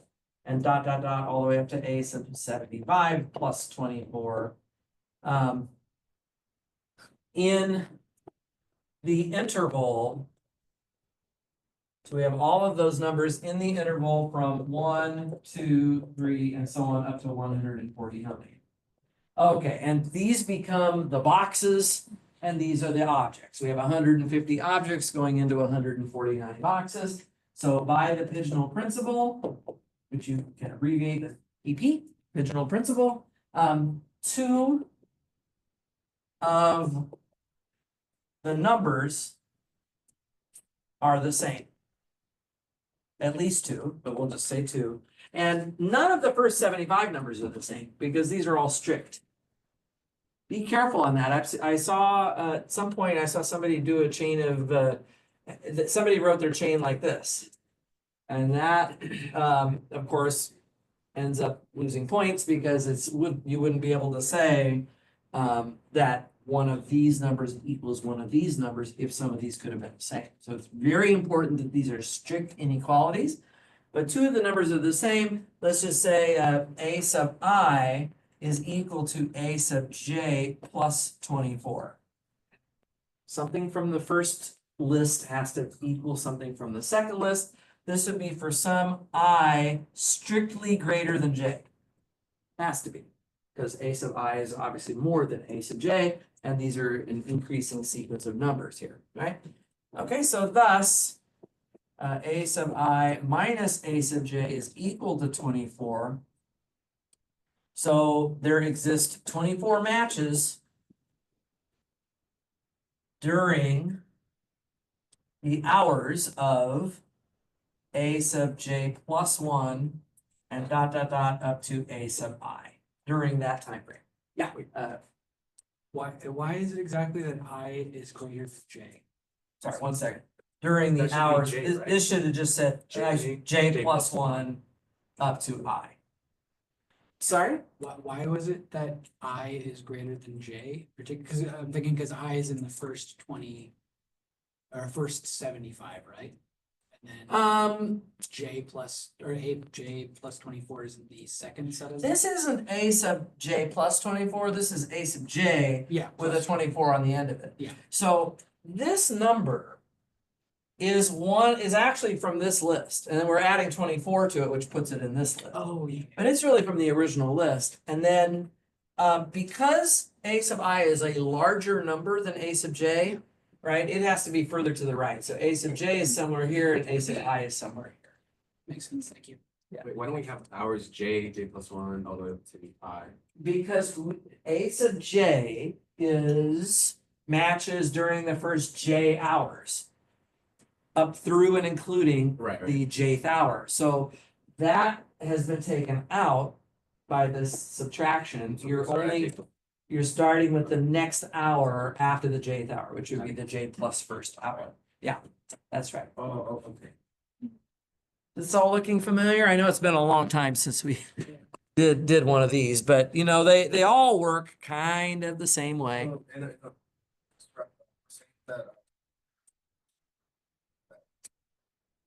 Yeah. That's right. That's right. So something from the first list has to equal something from the second list. So we don't know which ones they are. This is always the negative thing or the downside of the Pigeonhole principle. It'll tell you that two objects are in the same box, but they won't tell you which objects and they won't tell you which box. So all we can say is that there exists an I and a J, such that one of these objects matches up with one of these objects. That's all we can do. This is like the study problem, right? Where how many hours did you study? There was a studying homework problem, there was a television problem, there was a fishing problem. I mean, we've seen a half a dozen of these anyway. It's been half the semester since we saw one of them, so I thought I should probably write it down Okay, again. and this isn't like a real practical problem, because you can just ask the wrestler. What they're telling you. You know, you're probably right, but it is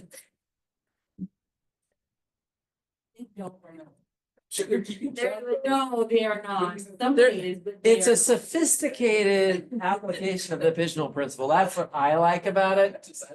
But you know, you're totally right about that.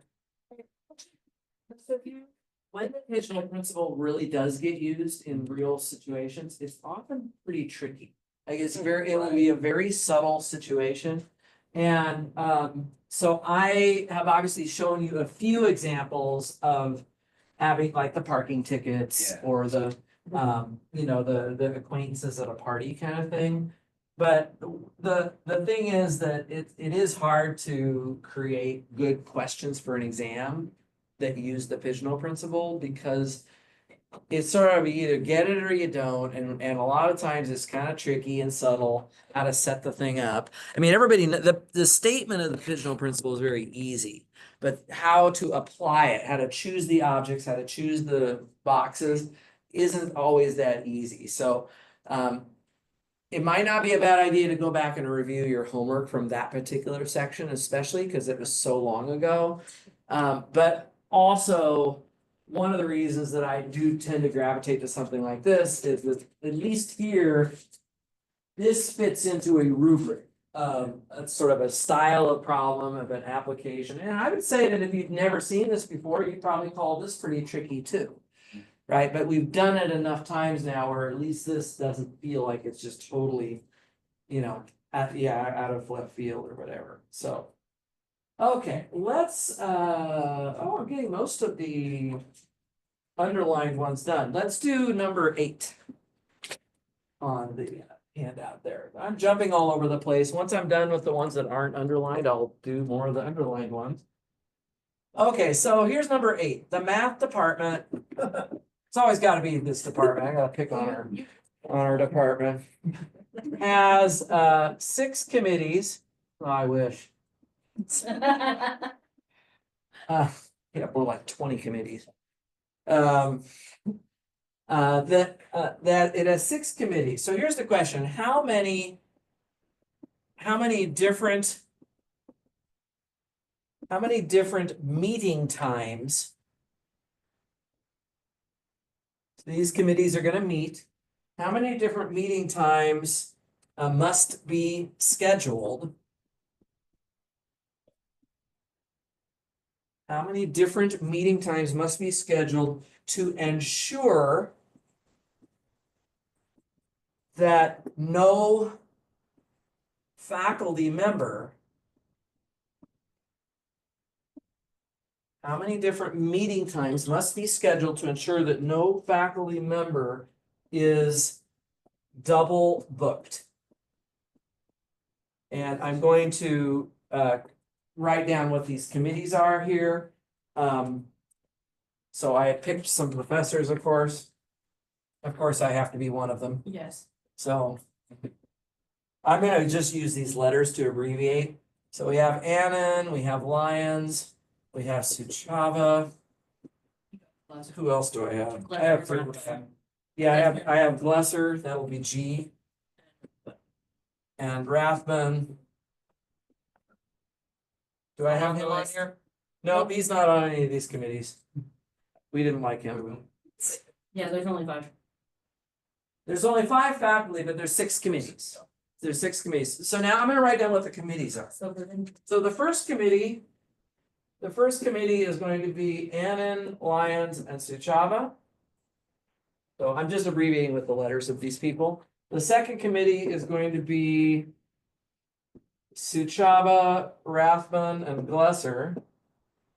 And then the third committee is going to be Annan, Lyons, and Glesser. And then the fourth committee is going to be Rathman, Lyons, and Glesser. The fifth committee is going to be Annan and Suchava. And then the sixth committee is going to be Suchava, Glesser, and Lyons.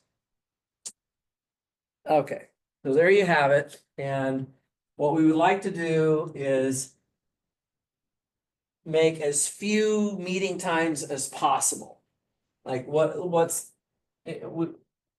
nobody can be in 2 places at once, but we would like to set this up so that we don't have, I mean, obviously, if I picked 6 different meeting times, everything would be fine, right? This committee would meet at 9 o'clock, this one would meet at 10 o'clock, 11 o'clock, 12 o'clock, 1 o'clock, 2 o'clock, right? You'd have no conflict, right?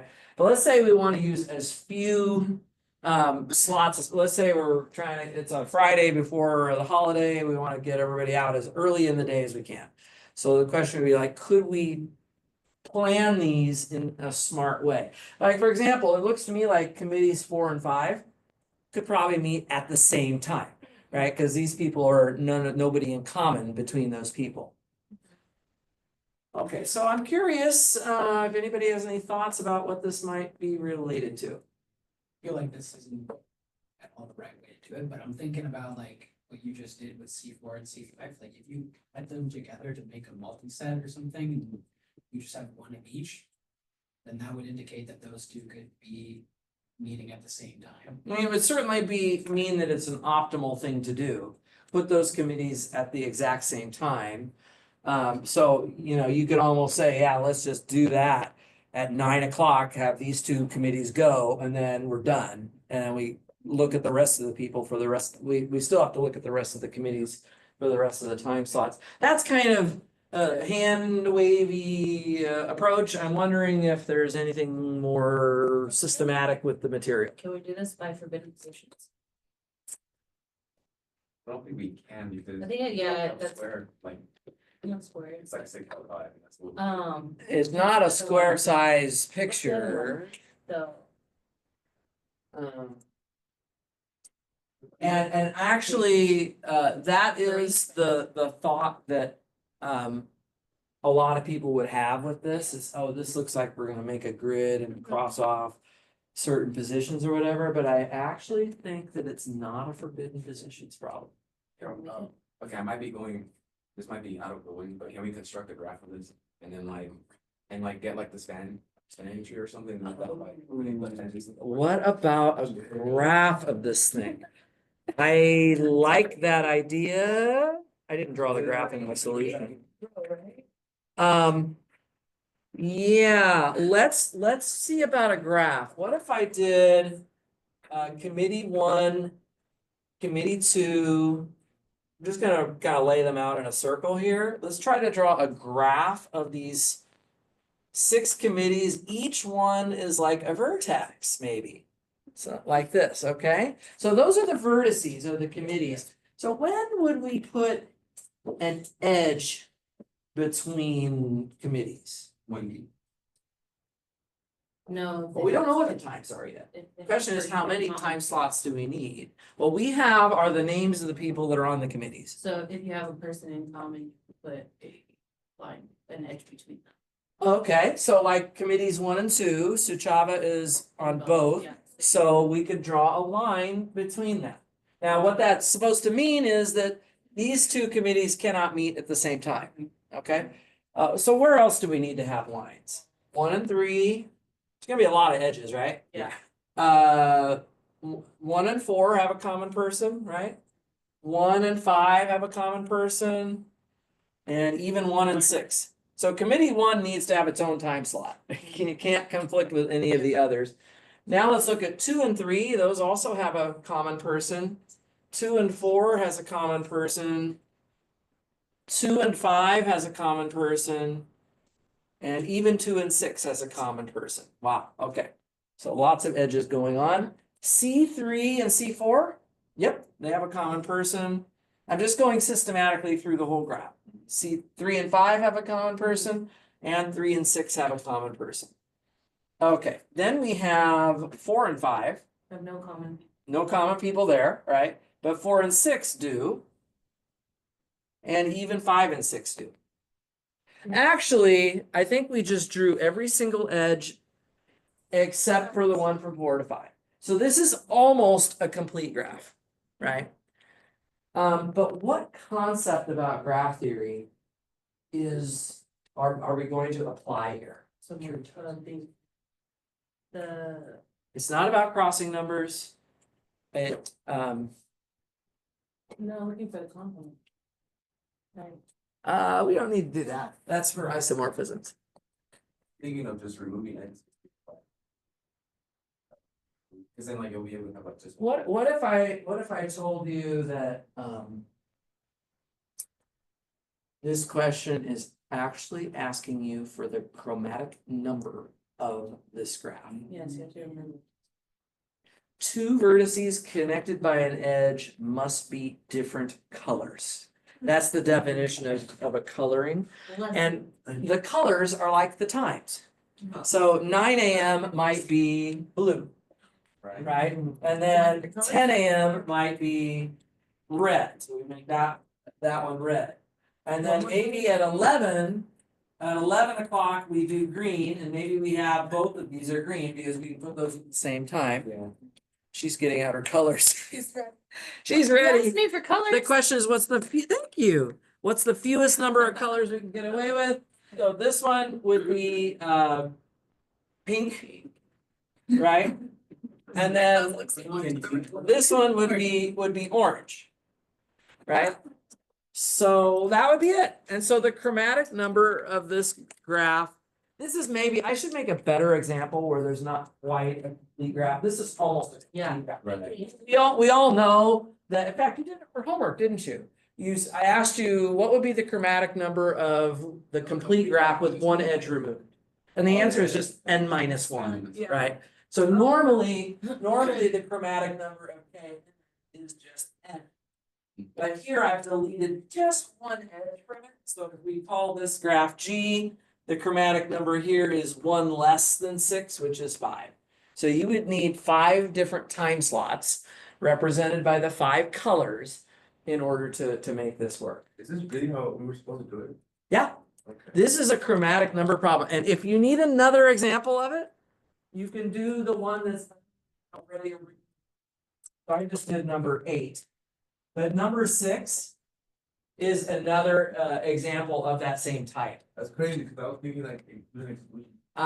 No, if you've never seen this before, you might not think about chromatic number of a graph, but that's actually what it is. So problem number 6 in this handout is just the same kind of problem, but with final exams. So if we had math 302, 402, 407, 414, 417, 425, 430, and 471, then how many different final exam slots do we need if there's no student taking both 302 and 471?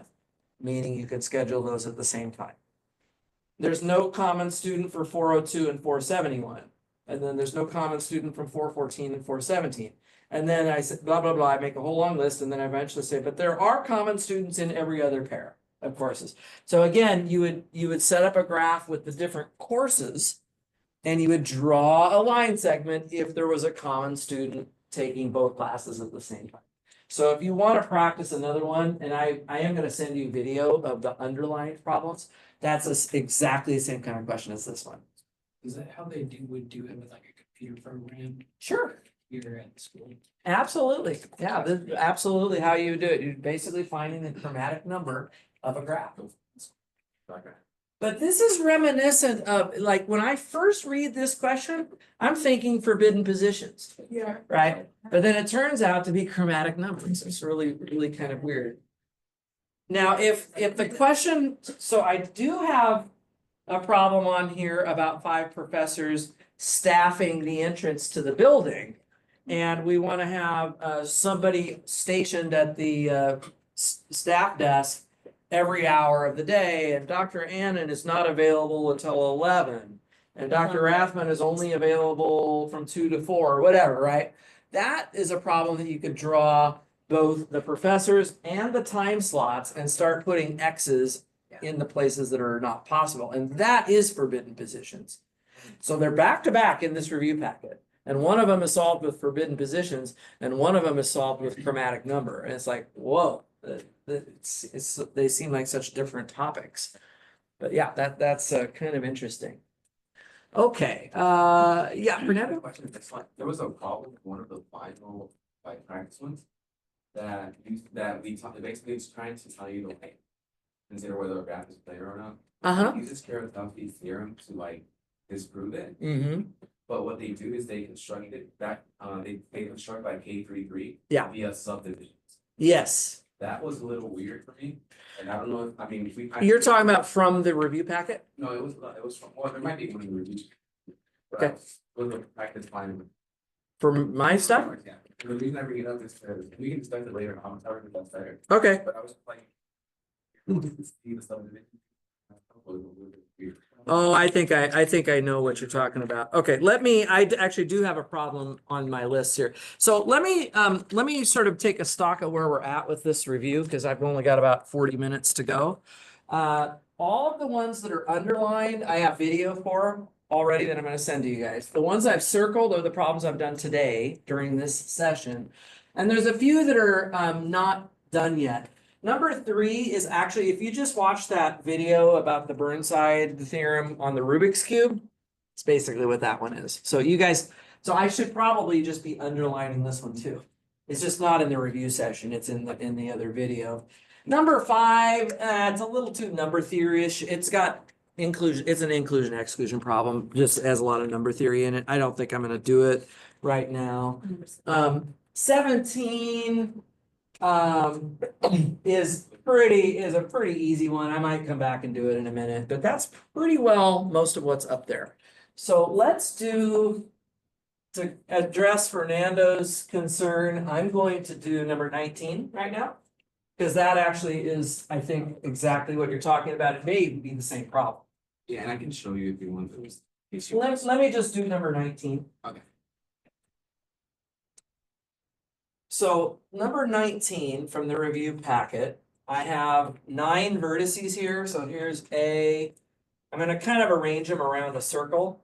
A, B, C, D, E. Then we have F, G, H, and I. We have these 9 points, and now I'm going to have to try to draw these edges in. So A has an edge from its neighbors B and I, both of those, and also G. So A goes to G, and A goes to E and D as well. Okay, so that's just the vertices that are connected to A. And then B has a vertex from not only has an edge to A, but also to F and E. So B to F and B to E, you need that set of edges. C connects with F and D. D connects also with E. And E connects with A, B, D, H. So F connects to I and G. G and I. And G needs to connect also to H.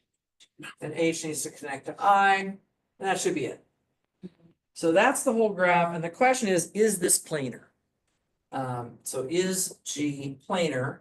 And if it's not, then of course we could ask, well, what is the crossing number of the graph? But let's just start with the question about it being planar. So the question is, can we redraw this without any crossing edges?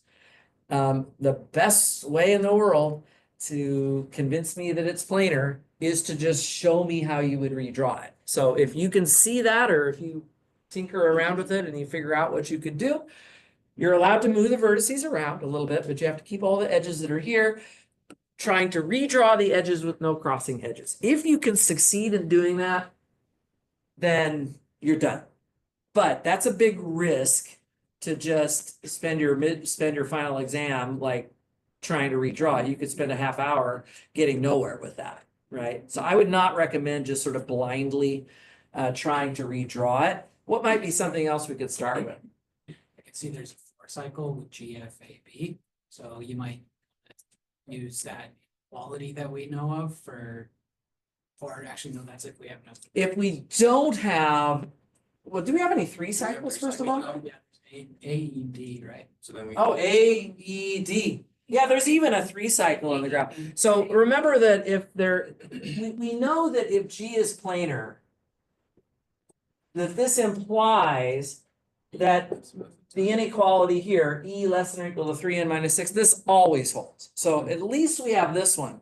But if G also does not have 3 cycles or 4 cycles, or collectively more and more conditions, we can make stronger, better inequalities that are less likely to occur. Yeah, and as soon as there's a 3 cycle here, we're done with playing with cycles. Because the condition isn't if G has no 4 cycles, then something is true. It's G doesn't have a 4 cycle and doesn't have a 3 cycle. So we can't do any of it. This is the only inequality we get to play with, right? Now, in order to count edges, I would actually recommend using the handshaking theorem. I have seen people they go on with a highlighter, they're like going around, and a lot of times people get something wrong with that. So it's easier to just figure out that's degree 5, that's degree 3, this is 2, this is 3, this is 4. This is 4, this is 3, this is 3, and this is 3, which by the way is also good because I'm probably not just going to ask you is it planar. I'm probably going to ask you, is there an Eulerian trail or cycle? And we know the condition for that is odd degree vertices should not exist. I have 1, 2, 3, 4, 5. I have a bunch of odd degree vertices. So there's no Eulerian trails here, right? But the degree of the vertices can help us with that. So it's not a bad idea to do this. Now, I just have to add up these numbers and divide by 2 to get the number of edges. So I have 5 plus 3 plus 2, that's 10. Plus 3 plus 4 plus 4, that's now 21. Plus 3 plus 3 plus 3 is 30. And that's 30. So 30 divided by 2 is 15. So E is 15. And of course, N is the number of vertices, which I said was 9. So if you take 3n minus 6, that's actually 21, right? So this inequality does not fail. If it had failed, then we would answer no over there and we'd be done. But the inequality does hold. In fact, it holds by a pretty substantial margin, right? 15 versus 21. So the fact that this inequality holds actually doesn't tell us anything. All right, we can't, this implication does not go in reverse. This does not mean that it is planar. Yes, question? Sorry, well, I just. Or comment? I'm thinking about ways in which I could try and draw this thing. I would maybe switch C and D. And then see if that helps out, like, do you, I mean, you could certainly like pull C down here. I guess stretch the picture out. Yeah, I mean, we could try all day long to do that. I mean, we haven't talked a lot about like what kind of strategies would you use as an artist to figure out how to position the vertices. That's a little bit of a loose subject. This is hard then to find the crossing number of this graph, right? Pardon me? It would be hard to find the crossing number. I think so. Right, even because we don't even have the inequalities to be able to give us a foundation to be able to remove the amount of. Yeah, edges. so my whole idea here was crossing number should be what, less than 7? Right? It can't be more than that. If the crossing number was 7, then that would mean even after removing 7 edges, right? It would just, that would be the first time that it could finally be planar, but removing edges from this, yeah, I don't think it's gonna be easy to find the crossing number here. But what we can notice about this graph is the following, and this is a little tricky. We do have another tool about planar graphs, which is that a graph, if it's not planar, it's Kuratowski's theorem. If the graph is not planar, so G is not planar, and this one is if and only if. And this is K's theorem, and I don't think this was on your midterm, was it? Means this is my last chance to ask about it. No, G is not planar if and only if there does not exist no subgraph homeomorphic to either, what were the graphs? K33 or K. Right, K33 or K5. And homeomorphic really just means, so if I'll just draw an example. Here's K33. This is K33 like this. So we'll just draw all these edges here. That's the complete bipartite graph with 2 camps of 3 vertices each.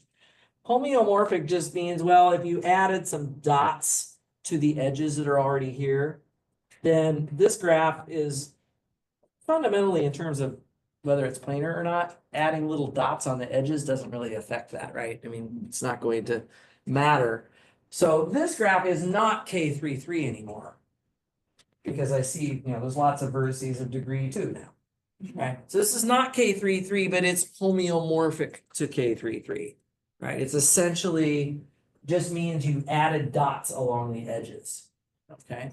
And I am going to try over here to find a subgraph of this graph that looks kind of like K33. So I want to imagine vertex A, H, and F. Take a look at those. Now, if we look at those vertices, I'm going to draw them over here, A, F, and H. There's no edges between them, right?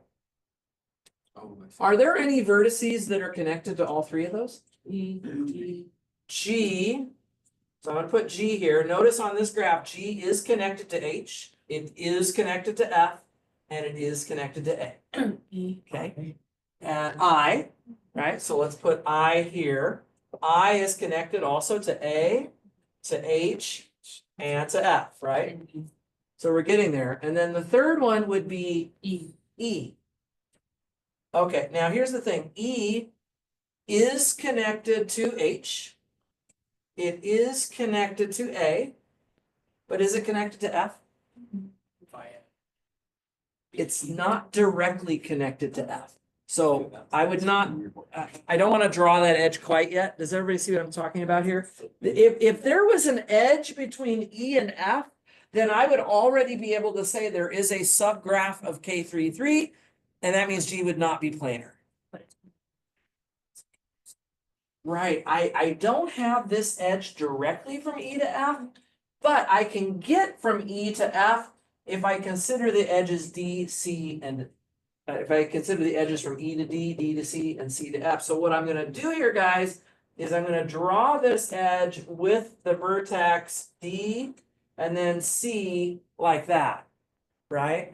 So that's essentially, now I'm not drawing the whole graph, right? C has connections to D, which isn't even on my picture here. But this is a subgraph now. Right, this is a subgraph of the original graph that is homeomorphic to K33. Yeah, This kind of feels like the opposite of doing the reduction method when we're doing like the G. kind of the reduction method for coloring graphs. Instead of like joining vertices. We're creating vertices and making new edges instead of merging vertices and, merging edges and combining vertices. It is kind of like that, but that is a connection that I've never considered before. It's a legitimate thing to observe, but whether it's actually, The same. I mean, I'd have to sit here, that sounds like a research paper. They're like, oh gee, is there some kind of a process that we can undo the reduction process for coloring a graph and relate it to crossing numbers of the graph? That'd be awesome, but it's not something for an exam. For sure. Okay. Yeah, so is this kind of what you wanted to see? I don't know if it was the same problem or a similar problem, but It's like a very. it's very similar. Yeah, this is the point. So because. Honestly, if somebody didn't, if somebody tried this and it didn't work, and then they wrote down Kuratowski's theorem, and maybe they fumbled around a little bit over here, didn't quite figure out this subdivision thing, I'd probably give that, if not full credit, almost full credit. So then you would say because there is a subgraph homeomorphic to K33, then it is planar? No, it is not It's planar. Not planar? It is not planar. It is not planar. No. Oh, wait a second. G is not planar if and only if, It sorry. contains a sub, yeah, that's why I was confused. I miswrote, thank you Yes. so much. There exists a subgraph homeomorphic. That's not what it's. Thank you. I'm so sorry, but we all knew what I meant. Yeah. Right, so, if you can tell that this is a Kuratowski's theorem problem, but you're just not able to work it out, this is what I was talking about test taking and just like maximizing your partial credit. Write this thing down and you say, yeah, I think this is related. Maybe you don't quite figure out where the K33 is, especially this is a lot of edges and vertices here. Maybe you struggle to come up with that in the moment of the exam, but let's get as much credit for our knowledge as we can by writing that down as best and as much as we can, even if we kind of sense that it's not fully complete. I think sometimes students feel like if they don't fully understand it and can fully write it down, that somehow it's cheating to just write down partial information. No. I want you to tell me everything you know so I can give you credit for your knowledge of it. Right? Oh, well, Let's I'm not saying putting a lot of wrong things down. I'm just saying, even if it's just relevant information that's maybe not fully spelled out. Right, so, yeah, so I'm glad that you brought up that Yeah. question. It's a nice one to look at. Yes. Question is G later, you would first do the cycles, the E less than or equal to 3 and -6, or try to find the cycles. Yeah, I'd probably play with that first. If it does work out, Mhm. then it would be the crossing number. See what the crossing number is, like If I've decided it's not planar, Yeah. then I could think about the crossing number. I wouldn't go into the crossing number until I'm sure that it's not planar. If these edge inequalities aren't working out, and if I don't really see a subgraph that's homeomorphic to K33 or K5, then I might actually start to think maybe this is planar. And there isn't anything wrong with, especially if you've tried to look at this and you're not getting anywhere. There's nothing wrong with saying, well, you know what, maybe I should try to redraw this graph. Maybe I would be able to come up with a This, representation. this would just tell us that the crossing number is at least one, right? Yeah, this just tells us that the crossing number is at least one. It's not any more than that, so.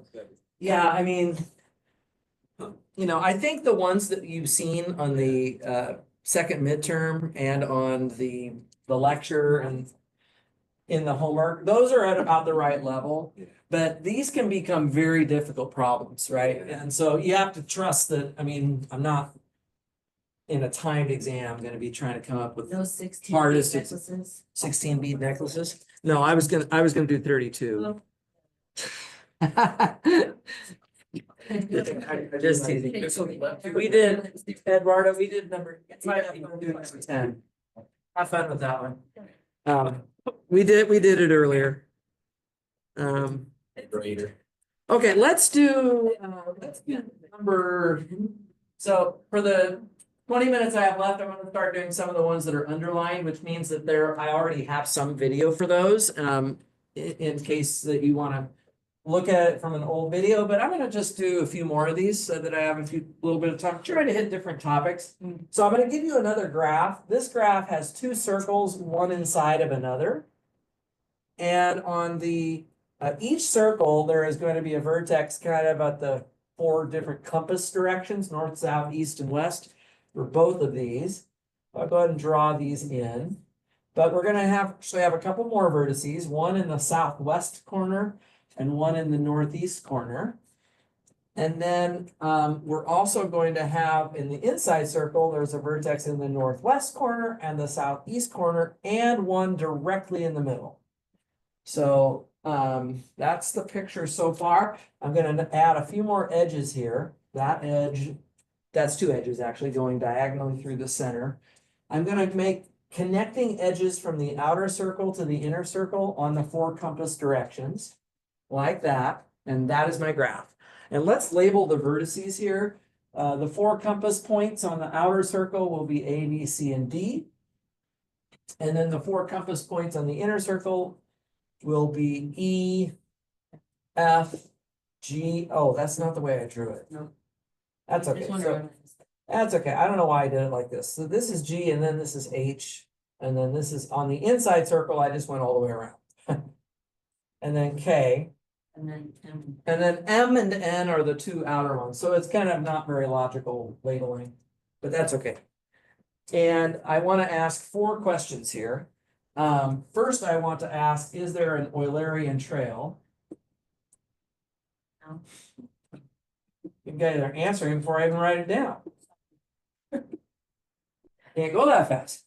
We got 20 minutes, Dr. Andy, let's go. I know, we gotta get as much done as we can. So if you look here, what's the condition for Eulerian trails? You have to have either all the vertices have to be even to be closed, All even for a closed trail, or exactly 2 need to be odd for you.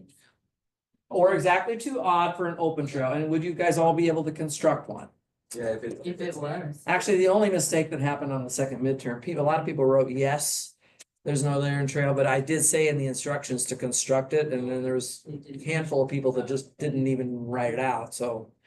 But I think they knew how to do it, they just didn't follow the instructions. So yeah, there's an algorithm basically for making your Eulerian trail. If it's an open trail, it will have to start and end at the 2 odd degree vertices, right? And you just start, you don't have to really think that hard, just start following edges around, writing them down. And if you get back to the start before you used every edge, then you can insert some more edges within the cycle you've already started. It's not anything too difficult. In this case, however, we have a lot of odd degree vertices, right? So the answer here is no. And I would just say we have odd degree vertices and we could list them out. There needs to be more than 2 of them, right? So A would be, well, A, B, C, and D. Yep. And I'll put ... There might be others, but all you need is more than 2 odd degree vertices and it's not going to work. We have to list them? I think it'd be nice to do that. Yeah, it'd be good to list them. If you said there's too many odd degree vertices, I'm sure I'll give you full credit for it, but it's not a bad idea to list it. Okay, part B, is there a Hamilton cycle? Perhaps. Is anybody gonna answer this one before I write down the question? No, because there's no. Okay, hold on, way to prove Let me pull This this. is over the hard. You can't just count the degrees of the vertices, Dr. No, we can't. I just closed my eyes and feel like, put my glasses on. Yeah, can you do the test and? I really like the one that I came up with second midterm, I have to say. That did add a bunch of vertices in my degree 2. Yeah. So with Hamilton cycles, it's really helpful to look at the low degree vertices, if you can. Because if you have any vertices of degree 2, those edges must be used for your cycle. Remember, the Hamilton cycle involves visiting every vertex exactly once. So you have to have 2 edges. one to enter the vertex and one to leave the vertex. And then all other edges would be ignored. So are there any edges that would have to be used here? Yeah. H, M, Yeah, so it must be used. So remember how we do this table? Right, must be used and can't be used. Right, so we must use, what is it? AM, AM MB, and MB, and then CN. CN, ND, anything else? K, yeah, JK, JK KG. and KG. By the way, I would recommend that you guys, even if you're not normally a person that uses a lot of different colors, for this exam specifically, not a bad idea to show up with, 4 or 5 colored pens or something, just so you can, now I'm gonna shade these in, right? It's just nice to have some colors to kind of help yourself visualize stuff better. So I'm gonna shade in blue here, all of the edges that you guys just listed. So we would have to use all of those, right, so far. Yep. And what we're looking for here is whether we have to visit a vertex too many times. Or alternatively, if we form what's called a forced premature subcycle. I need to emphasize that word forced. Sure, you can say, oh, I'm gonna go use A, E, E, F, and FB, and then I have a cycle there that's not completely filling all of the vertices out. But that was not forced on you, right? And it has to be that you are forced into a cycle that doesn't use all of the vertices. So what do we need to do at this point? you gotta pick where it's. We gotta use somehow it's very symmetrical, especially the part that's in blue is totally kind of symmetrical along this axis. But if there was going to be a Hamilton cycle, we would have to somehow get from the inside to the outside and from the outside to the inside. So there's only 4 edges that kind of connect from inside to outside, right? So let's just make a comment here. Any Hamilton cycle. By the way, we don't know the answer to this question yet. But the way I usually will approach this is essentially with this point of view of coming up with a contradiction. And if we never get to a contradiction, what should happen is that we should actually be giving ourselves the method for creating the cycle. And if we then create the cycle, so be it, right? That'd be fine, right? So we don't really know yet, but let's just say any Hamilton cycle must pass from the outer circle to the inner circle. And by symmetry, there's only 4 edges, right, that will accomplish this. So let's just say by symmetry, assume, well, let's just use AE up at the top. That AE is used. Okay, so I'm gonna go ahead then and kind of shade that in. Because that's going to create a domino effect of other observations. So if I use AE, what else would I be able to say at this point? Right, I cannot use AD. So again, if you had a different color, like if you had, like red usually means no go. So I could just put red on that. That just means we're not using that edge. And we could list it over here, AD is not used. Okay, based on not using AD, what else can we say? All right, so to visit vertex D, we have to use 2 of the edges, but we're not using AD, so we would have to use DI. Add that to this list. Okay, and anything else we can do? It's split into 2 cases. Maybe nothing is really forced quite yet. Not yet. Okay. There would be, what would be the cases? You either go EJ or you go F. Okay, we've either got to use EJ or EF, right? So we could do this as 2 cases now. So we could do case 1. It's not really without loss of generality, I don't think, the EJ versus the EF issue, because we no longer have Oh, okay. the perfect symmetry. Yeah, so I would actually, I was doing it. Yeah.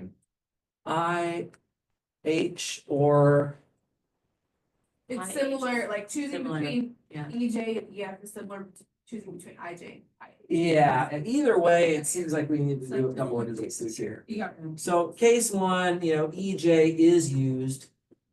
And then case two is gonna be that EF is used. And then we just have to continue. So if we do use EJ, now we have to kind of remember where we're at with the proof. If you end up in this situation, be a little bit careful with your notes. But if we did use EJ, then I can't use EF. So then EF, well, I'm supposed to be doing those in red. So this would imply that EF is not used in that case. And if EF is not used, then don't I have to use, I have to hit F, right, somehow. So I have to use FG. Oh, look at that. I have to use FG and FB. And that's a cycle, that's a premature cycle, right? So let's just finish that off. So then FG and FB must be used, creating a forced, I'm going to underline that, it's forced premature subcycle. And we should actually write out what it is. So A goes to M, goes to B, goes to F, goes to G, goes to K, goes to J, goes to E, goes back to A. Oh, it'd be good to write that out. Okay. So that's in the case when we used EJ. So then you have to go back to where you were. And of course, we've only removed EF and taken EJ. We have to reverse that. So now we would not use EJ, but instead we would use EF, right? Okay, this is going to be pretty easy too, I think. So if we do use EF, then I can't go from F to B, or I have a cycle, right? Yeah. Okay, so let's write that down. FB cannot be used. This implies FB is not used. And so I gotta go to G, exactly, so I have to go, so then FG must be used. FG must be used. Go ahead and shade that one in. And if I am using that, what else can I do? We just go to H. Yeah, because G's already. I have, used, I can't so use GH. And we would have to use J. Yeah, we would have to use IJ, because Yeah. J, we are, I mean, let's just go ahead and put that down, so we must use IJ.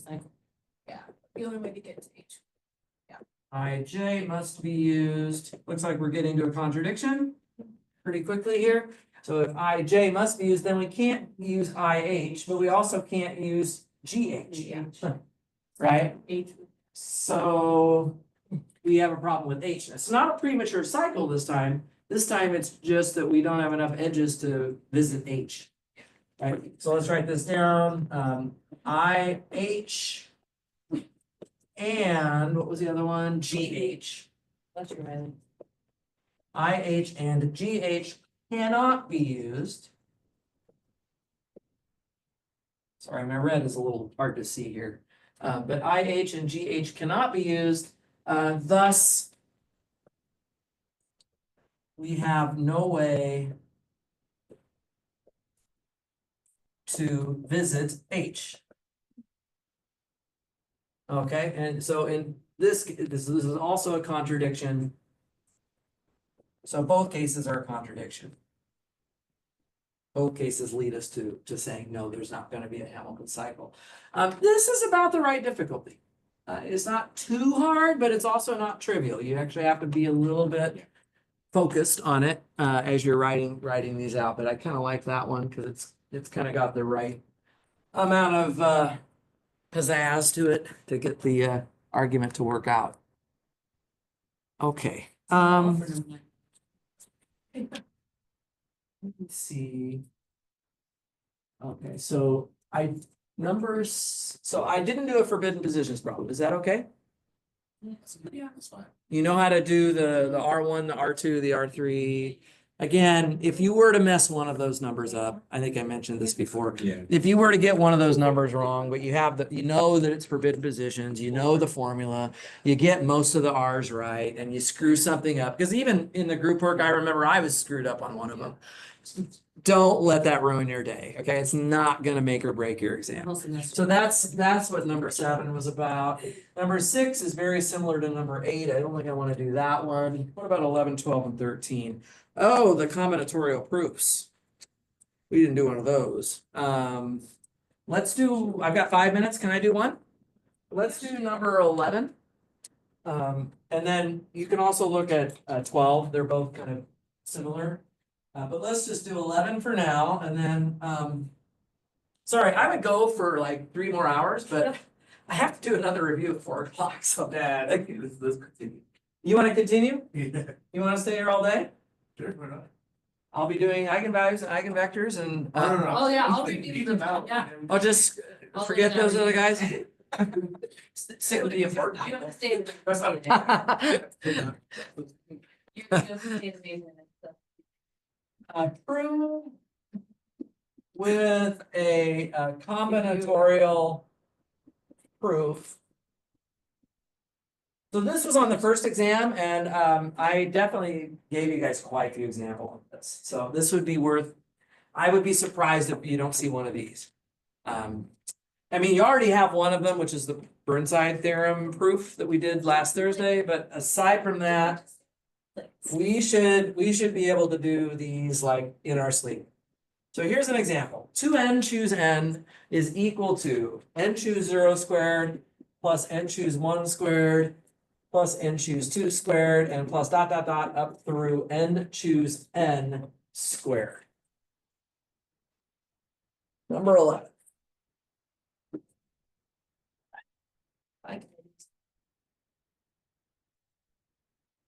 So the trick here is to think about what we want to count. What is the physical? It could be a real world problem. You could use, we've done examples with balls. We've done examples with presidents and vice presidents and secretaries. We've done examples with boys and girls, like lots of examples like that. Do you have an idea? And you have the left side. Yeah. let me see. For committee. Okay, great. So given n, sorry, And n men and n women, we wish to form, guys, part of what this is the write-up, right? You have to write this up very, very well. So we wish to form a committee of, did you say n? Yeah. Of n members. We're talking about men and women. not Yeah, penguins. so it could be. Oh, you want penguins? Yeah. Oh, we speak them. That was on the quiz and you keep bringing it up. He wants more penguins. By the way, I would recommend reviewing those quizzes. Those are some good practice problems. So how many ways are there to do this? Just straight off, if I have, assuming everybody's eligible, there's no constraints, no violations here. We have 2n people total. We're just choosing n of them to make the committee. We're not on the left side, we're not worrying about How many of them are men or versus women, right? So in this case, there are about 2n choose n ways to make the committee.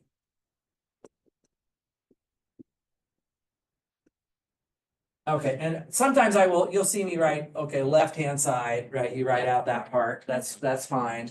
And then the right-hand side, we're gonna try to explain the same count, but in a different, different way. So does anybody have a thought about how that right-hand side works? Or choose some of all the different cases of these, where we choose, or, yeah, Different size committees. I don't think they're different sizes. different amount. It chooses. Yeah. Well, that's because you're multiplying and choose 0 times and choose 0. Okay, so we choose some men and choose some women, right? We some cases for, let's say, K men and N minus K women, because it has to be a total of N. So there'll be some men and some women here, right? And so we would have, N choose K for the men, and we'd have N choose N minus K for the women. Right? And then this is going to be for K being any number, right? From 0 up through N. So what you have is a summation, K going from 0 to N, of N choose K times N choose N minus K, but that's not what we see here yet. So can we get that fixed up for ourselves? What identity do you know? And choose N minus K.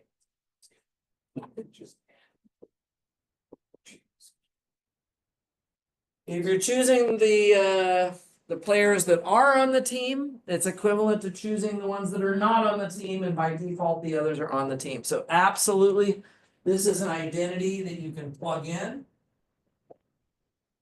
Nice to know some of these basic combinatorial identities. So then you get two factors of N choose K, and that's exactly the formula on the right-hand side, written in a summation notation.